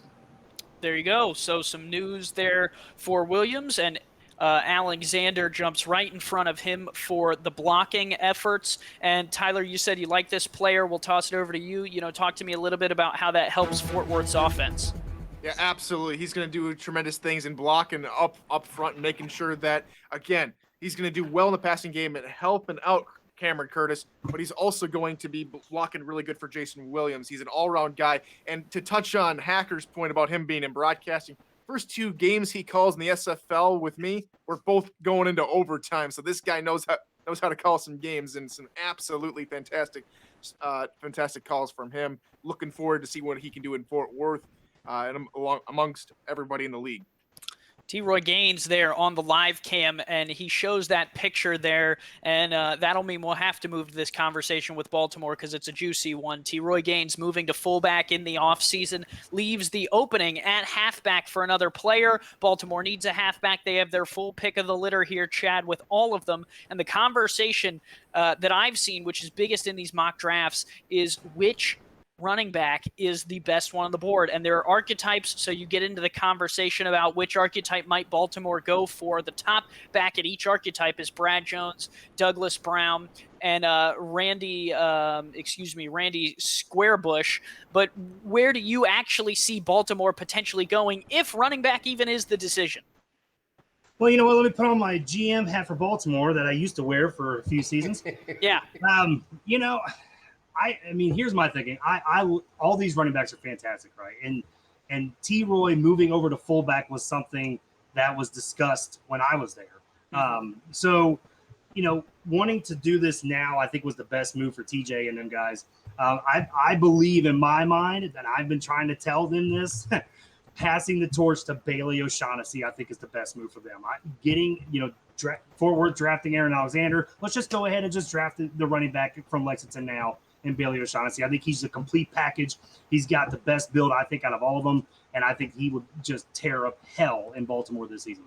Yeah, and let's really get into the conversation. What do you think, Chad, makes his build better than a guy like Douglas Brown, who has a couple spots above him in terms of overall value? I mean, to me, looking at it is on the field presence, right? I mean, and with the build that he has, he's maxed out at pretty much everything he's got.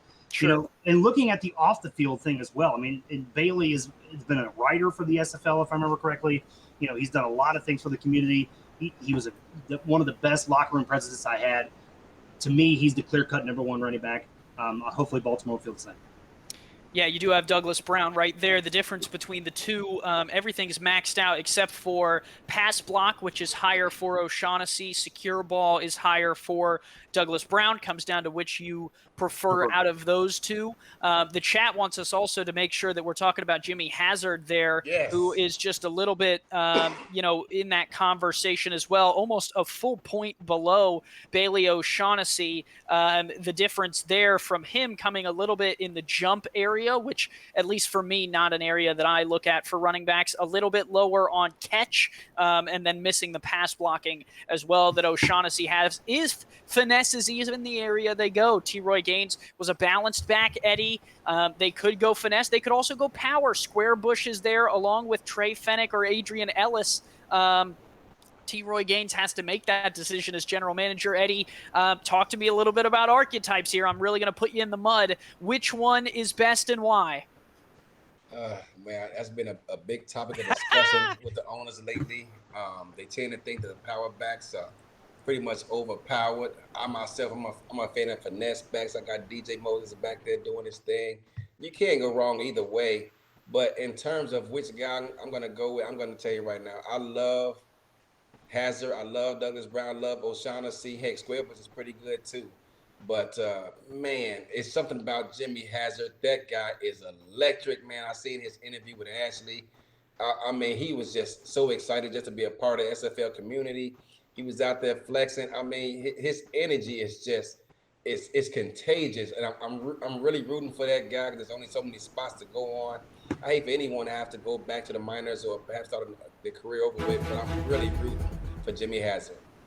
Well, the selection is in. It's the only selection Baltimore has. We are anticipating that running back is the way they're going to go. Cameron Irvine will break the conversation. The chat certainly broke when we asked which running back was best. Let's see where Baltimore has gone.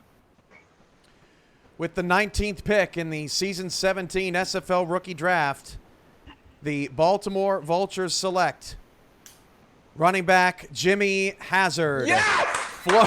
Florida is on the clock with the 20th pick. There it was. I don't know who just went crazy. That's Eddie. That's Who else? Giggles McGee over there can't contain himself in a different type of reaction this time. And it's Hazard who went off the board there for Baltimore. Hazard all the way over to the Vultures there, replaces T-Roy Gaines, who moves to fullback, so not really a replacement as more of a switch. And 92.85 the value, 6 foot, 195. Hacker, break down to me kind of what he did in San Jose and why he was the standout, do you think? You know, Hazard in 2 seasons in the minor league, 402 carries, 1,700, almost 1,800 rushing yards, 15 touchdowns, had 107 receptions out of the backfield. I know Baltimore likes to target the running back, so that's a huge mark for them. 450 reception yards and had 2 receiving touchdowns. So I think the guy, like Eddie said, he's electric. He offers a lot to the Baltimore Vultures offense, and I think that I think they got a home run hitter right here with Jimmy Hazard. Yeah, did not have the on-field production that Douglas Brown had, but it goes back to Tyler's point from earlier in the draft that the stats on the minor league are more reflective of the coaches and the system you're in the minor league, not necessarily the player that is coming out. And so when you have to select a player, it's important to know that some other factors are important to some teams. Eddie, you seem elated that Hazard was the selection. Talk to me a little bit about what he brings to Baltimore. Passion, electricity, excitement. I'm telling you right now, as soon as he gets in that locker room, he's going to get that locker room jumping. They're going to be excited to have him. like I said, his passion for this game is electric. It's contagious. I mean, the guy is just up and down. He'll tell you in his interviews all the time. It's all football all day. Man, I love that guy, man. If DJ Moses was to ever retire, which I hope he doesn't, I'll be recruiting that guy big time because he is. He's gonna wear a C on his chest, and it's only a matter of time. He's gonna be a captain in that locker room. They got a good one. He's in the chat. I don't know if he's got his caps lock stuck down or if he's just excited. Probably the second one, but he's excited to be in Baltimore. He's excited to take the torch from T. Roy Gaines and hop into that spot. And we're excited for him. Eddie, a little bit more excited than the rest of us, but he is excited nonetheless. Chad, a good pick for Baltimore. Do you think he fits in with that locker room from what you know about it? Yeah, he's definitely a good fit for Baltimore. They're looking for guys that are going to stay there. It was like the old Baltimore, when nobody ever left Baltimore, right? And I think that's what Jimmy Hazard's going to bring to Baltimore. Unfortunately, it wasn't O'Shaughnessy, but if the next pick was behind him, it was going to be Hazard. So congratulations to Jimmy on getting to Baltimore. Yeah, and Tyler, we'll quickly move on to Florida. They were in the championship last year. They only have 2 wide receivers on the roster. That could potentially be a need. I could see them. I mean, this could get dangerous, but what if they paired a defensive tackle with Alex Dominguez up there on the front 4? Oh, boy, that could be dirty. Where do you think that Florida might go? Linebacker also potentially a need.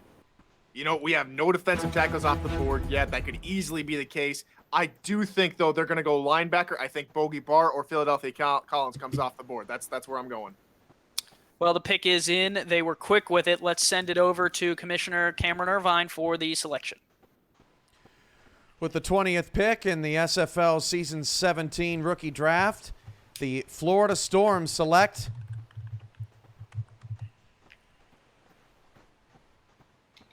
that pause. Long pause.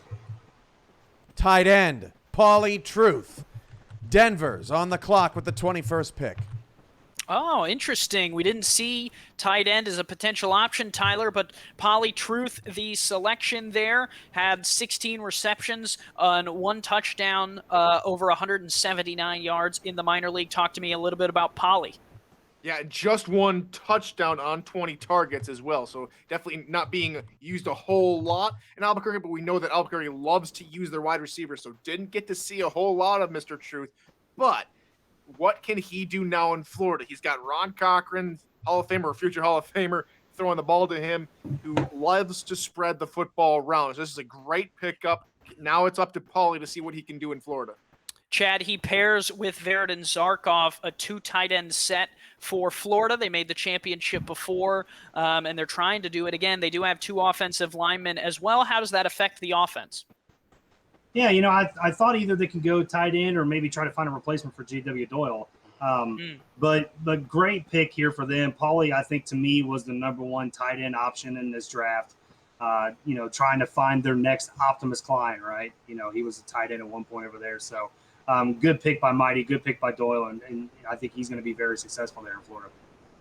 Chad, we'll put you on the spot a little bit more. Do you think Florida, with the roster that they have on paper right now, could return to championship form? I think so. Yeah, I mean, because here's the thing, and I know Mighty, I'm surprised he hasn't already typed it in there yet. Coaching means everything, right? So you can't ever just discount Mighty out. I mean, we've done that before. He's proven us all wrong. So, this one, I mean, you can't. Yeah, they can be a championship team instantly. We'll toss it over to Eddie Gage to talk about the champion Denver Nightwings on the clock. A little bit of a, I'm going to say it, a little bit of a questionable angle here from Kramer Jackman, with this draft cam. I'm not sure why we're sitting here. But looking at him, a retirement, plenty of retirements coming out of Denver this season. They need a quarterback. They need a running back. The one thing I want to kind of bring everyone's attention to, which I think, is kind of eerie to me, which I highlighted in the draft process when I was looking at, was at halfback. If you look at Douglas Brown's production in the minor league versus what they have lost in Jared McChesney, the numbers are really similar, Eddie. They are, and I mean, they have a couple needs to fill. They lost a lot of veteran players to retirement, but if I were to guess here, And you're right. This angle is just not good at all. They need to remove this camera. This is ridiculous. But if I were to guess here, I would think that they would probably.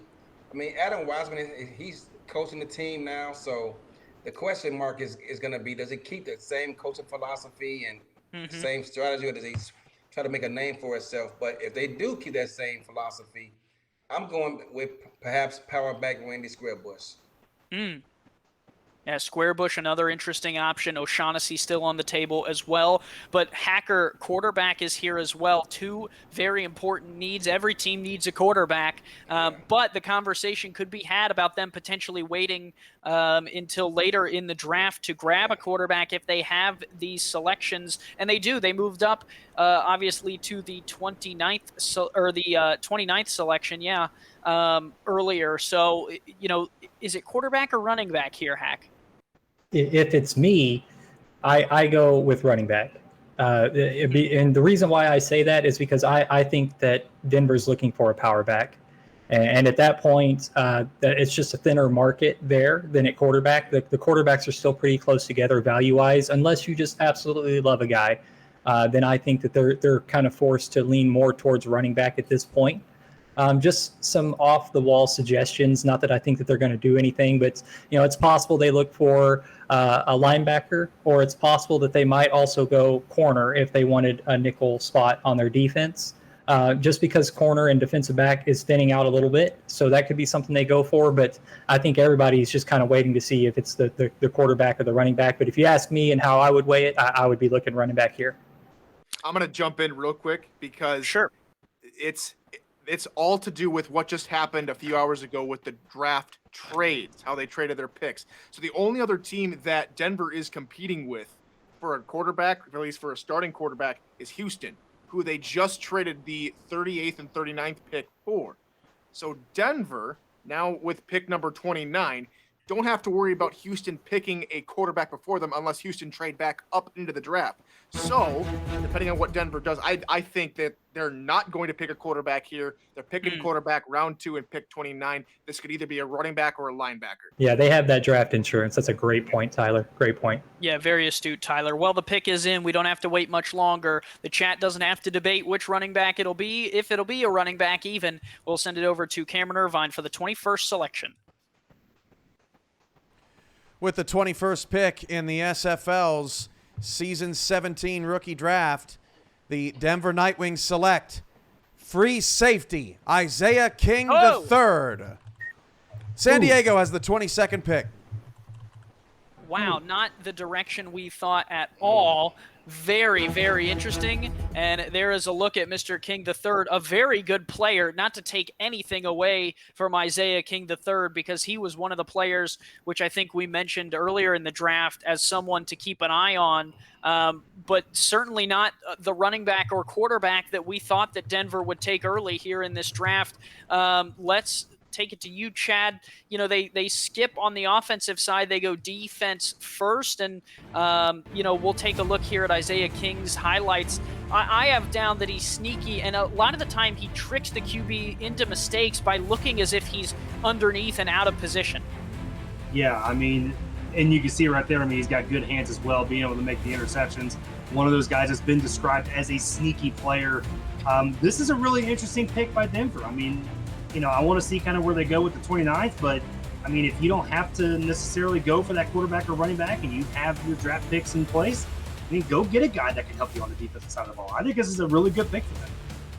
Yeah, King is a great player. I said to someone earlier in this draft process that he was in my direct messages a lot as we were waiting for one of our final defensive back contracts to come in. We knew we would be full, but he was always there making sure that his name was on the top of mind. And for a lot of draftees, guys, we all know that's something that's important, is talking to general managers and owners. And as we get into the later stages of this first round, knowing that there is a break, that's something that will be happening a lot here in tonight's conversations. Eddie, talk to me as an owner. You've gone through a draft before. How important that night between rounds is, and how many conversations you and rookies have in that break time? Countless, because you can just never predict how a draft can go. you can just pretty much tear up those mock drafts that come out there, because all it takes is one team to just totally blow up how things, the ebbs and flows of a draft. And here so far, that night belongs to Denver. I mean, I didn't see this coming. I mean, with their need for a quarterback and a running back, they draft a free safety. You already have Josh Vasquez back there, and he has good value. So to bring in Isaiah King don't get me wrong, I love Isaiah King. I love his energy. He and I had some conversations as well about perhaps signing with Arizona.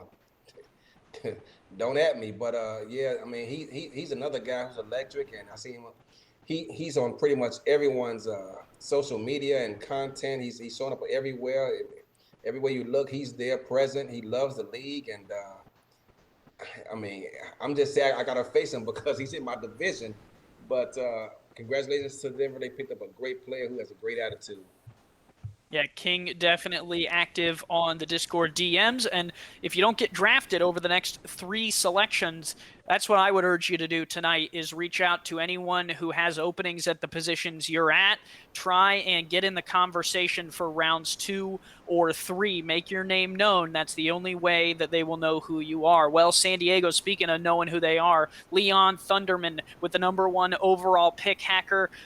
They are back here at 22. When we look across their roster now, 3 linebackers, 4 defensive linemen, 4 defensive backs, 3 receivers, a tight end, QB, running back, and fullback, all set for the Mavericks. Where might they go with this 22nd selection? My gut says that they're going to go special teams. They're going to pick up that last kicker. That's what my gut says.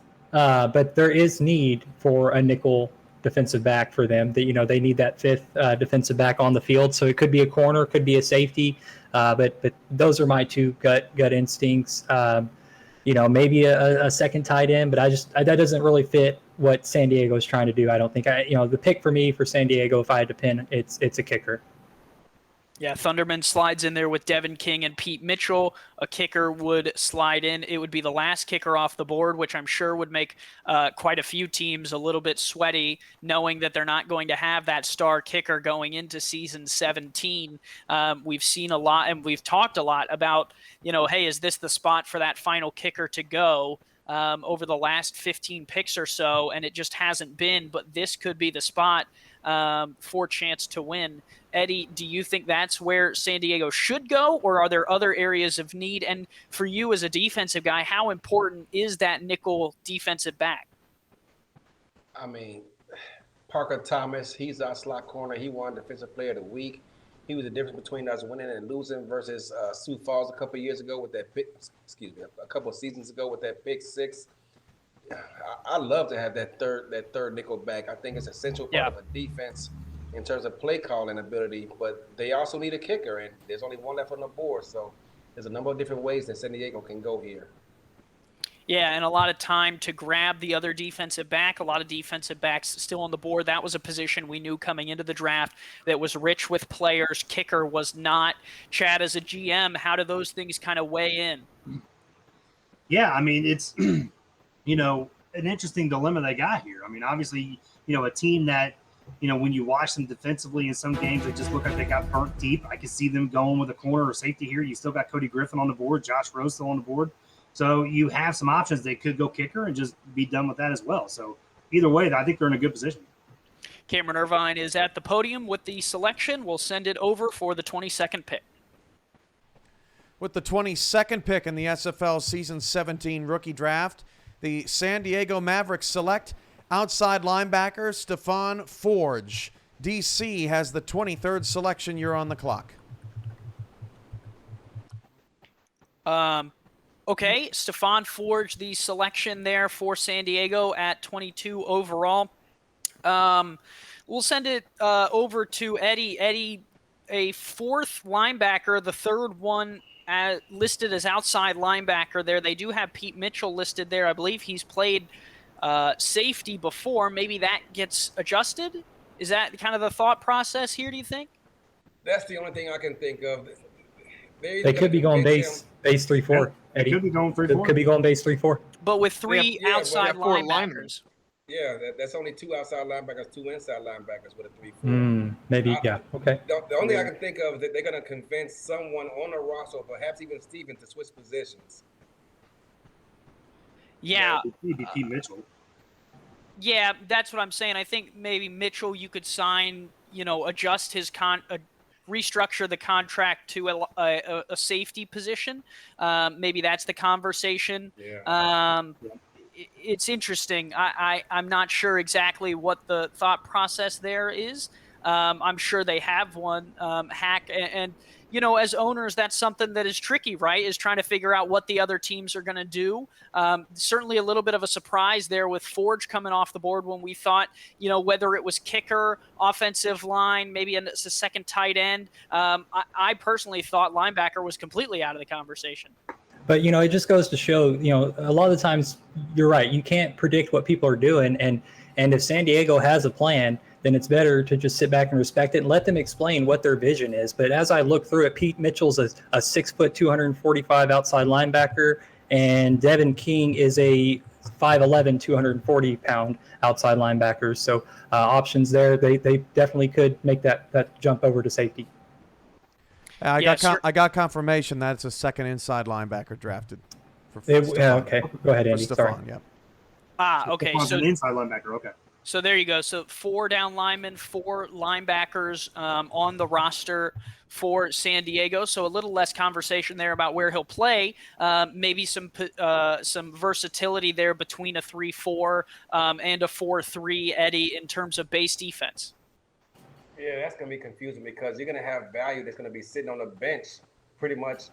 If they're going to keep the roster as is, you're going to have value sitting on the bench regardless of what scheme you roll with. So, I don't want to take away from DC, Eddie, but we did that at Fort Worth with really great success, knowing that there was going to be matchups that presented themselves that we felt better sometimes having more linebackers or defensive linemen versus defensive backs on the field. We made a conscious decision to do that last season with 6 defensive backs. So it's doable,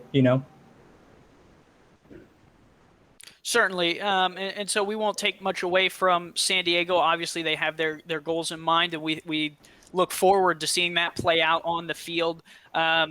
2 linebackers now for San Diego, definitely going to be a talking point. The chat already is going back and forth between whether they think it's a good or a poor selection. Obviously, that will play out over seasons. It's not something that you can even probably get to the end of season 17 and make a judgment about. So let's shift focus a little bit here, too. As Hacker alluded to, the DC Dragons, Chad, they went kicker in the first round, so we know they're not taking the last kicker off the board. Where might the Dragons look to go here with this second selection in the first round for them? Potentially a third wide receiver, or do they take the defensive tackle, all of which are still on the board, which we talked about at the top of the draft as an option for them? Yeah, I mean, I was talking about how they should have drafted Robert Crone, and he's still there. So maybe everything works out for him. But I mean, you could almost go tight end here too, right? Because they don't have any tight ends on their roster yet. So it's kind of the question of, do you want to go ahead and take that third wide receiver, which right now it doesn't look like anybody needs one. So why don't you just get that later? And now you have to make the decision of, do you want to go ahead and go get the defensive tackle like Robert Crone, or do you want to go ahead and go get a tight end that could be your number one now that Paulie Truth's off the board? Now you're looking at Rupert Westcloud, Jim Copeland Jr. You got some options there, but is that where you want to go? So that's the question that DC's going to have to answer here. Yeah, lots of options as they try and flesh out a little bit of what that roster will look like. Tyler, let's say you're the GM, right? You got a hat on. Let's say it's a GM hat for the moment for DC. You're looking across the players available. What position and what player are you selecting if you're the Dragons? I'm right there behind Chad, and it's got to be tight end, in my opinion. You got 2 wide receivers, 2 good wide receivers, Josh Gill, Jeff Banfield coming back from season 1 of their franchise history. It has to be tight end. I'm thinking Westcloud is a really good pick as far as both character and development goes. Again, everyone's about 10 points underneath Rupert Westcloud, but I think Copeland would make also a really good selection. Maybe a little bit of a sneaky pick would be Yaron Hammer. Yeah, Hammer would be interesting. It's interesting to look across the board. We don't have to do it any longer. DC's selection is in. We'll send it over to Cameron Irvine for the pick from the Dragons. Man, I love the draft. With the 23rd pick in the SFL's Season 17 rookie draft, the DC Dragons select fullback Chris Britton. Sioux Falls has the last pick of the night at 24. Chris Britton off the board. The fullback will run in front of Kevin Say. And Chad, you're shaking your head. Yes, good Yep. pick for DC. Yeah, I was sitting here as Tyler was talking. I'm like, you know what? They could just surprise me and go fullback. I was actually thinking Hanatori Hanzo, but Chris Britton, I believe, if I remember correctly, used to be on the coaching staff last season for DC. So already some familiarity right there as is. This is to be able to give a blocker for their running back Kevin Say. This is an excellent pick. I think this is really a good pick. Yeah, good pick. Eddie, I know you are close with Destro and kind of what they do in DC. Your thoughts on a fullback coming in? I tell you what, I met Destro for the first time 2 weeks ago. In person. Yeah, and I'll tell you one thing, he is country strong. I went to go shake the guy's hand. He almost pulled me through his chest. But he's a good guy.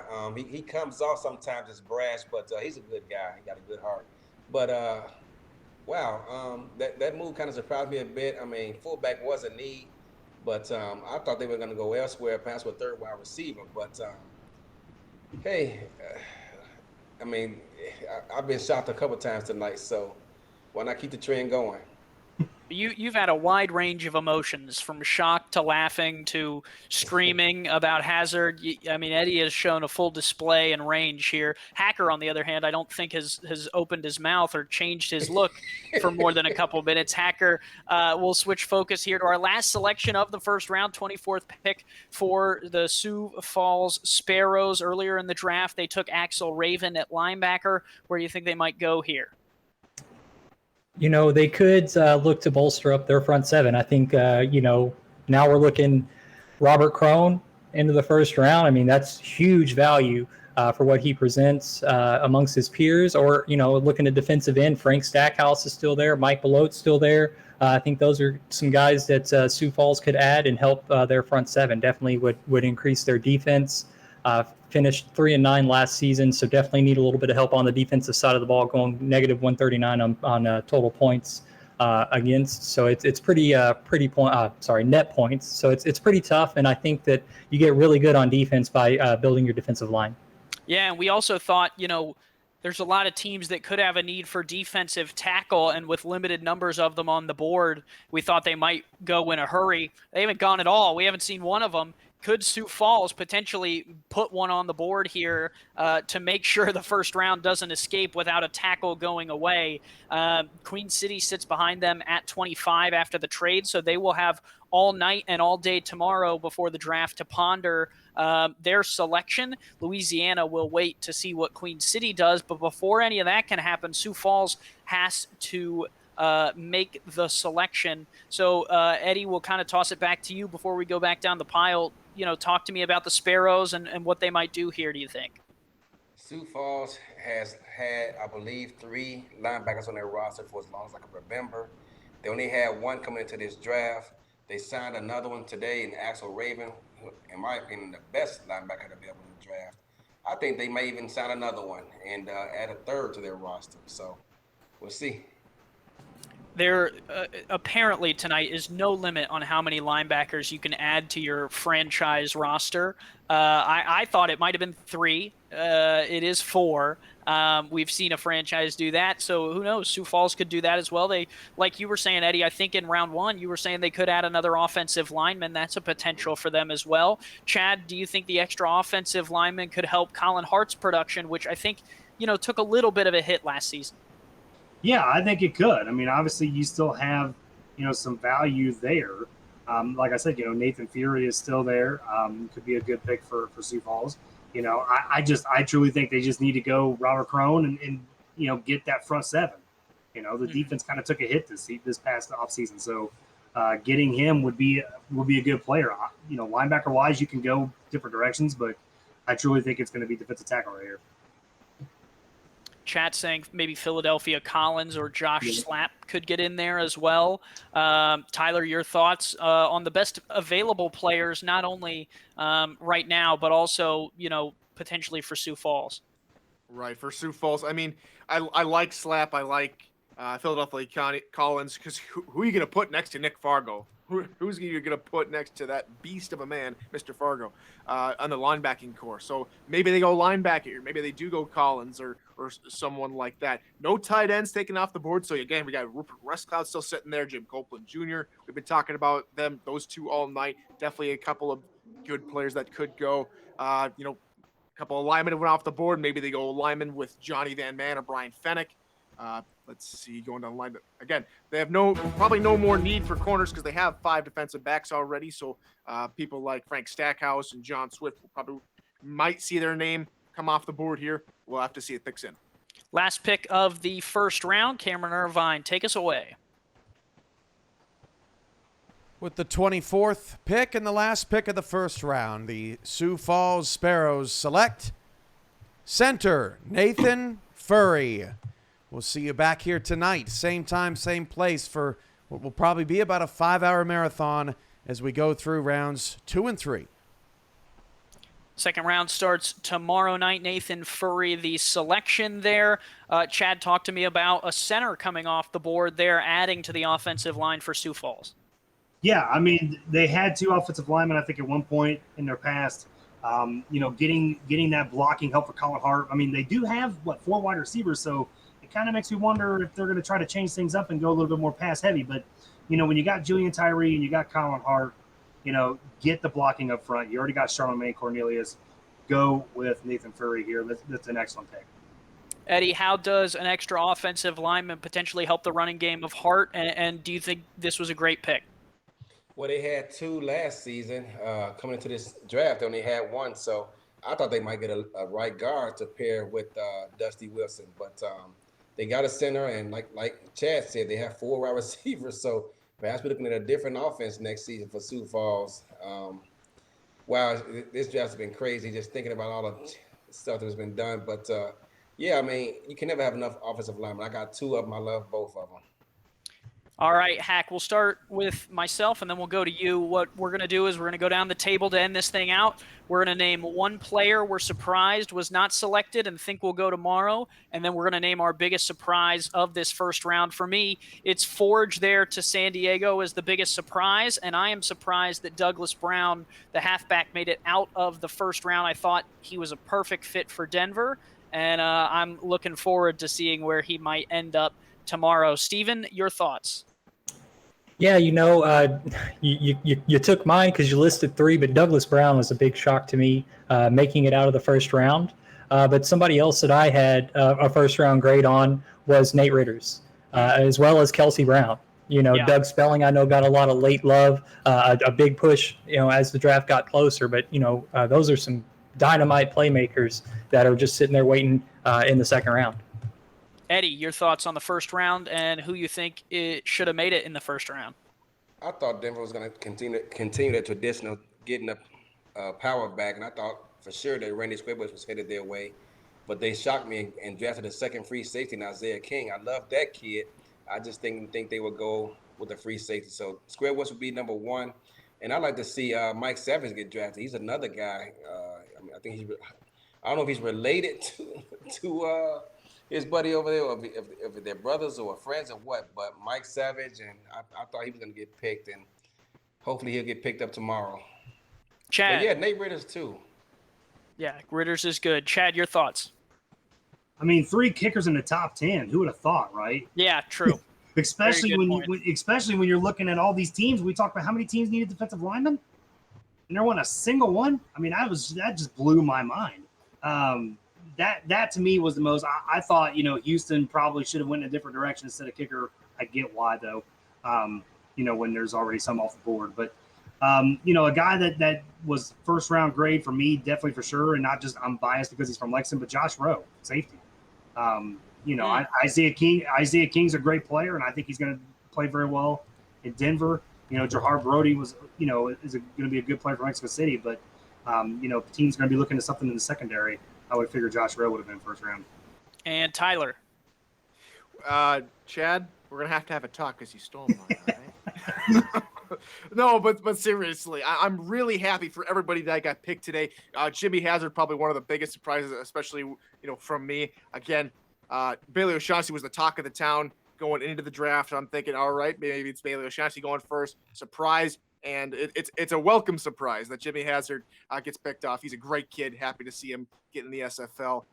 Again, defensive tackles. There's all 5 of them sitting on the board. Chance Wall, Crone, Turner, Forrester, and Santana still on the board. And Philadelphia Collins needs to find a spot, in my opinion. Well, 2 more rounds of action starts tomorrow night, same time right here on Twitch. I'm going to thank our panel for joining me tonight. Thank Cameron Irvine, who's doing it all behind the scenes. He really is the hero of this draft and all of the SFL productions. And good luck to all the rookies who have not been drafted so far. Hop on those DMs, get to know some owners, and grow your opportunity. And we will see you all tomorrow night. Thank you.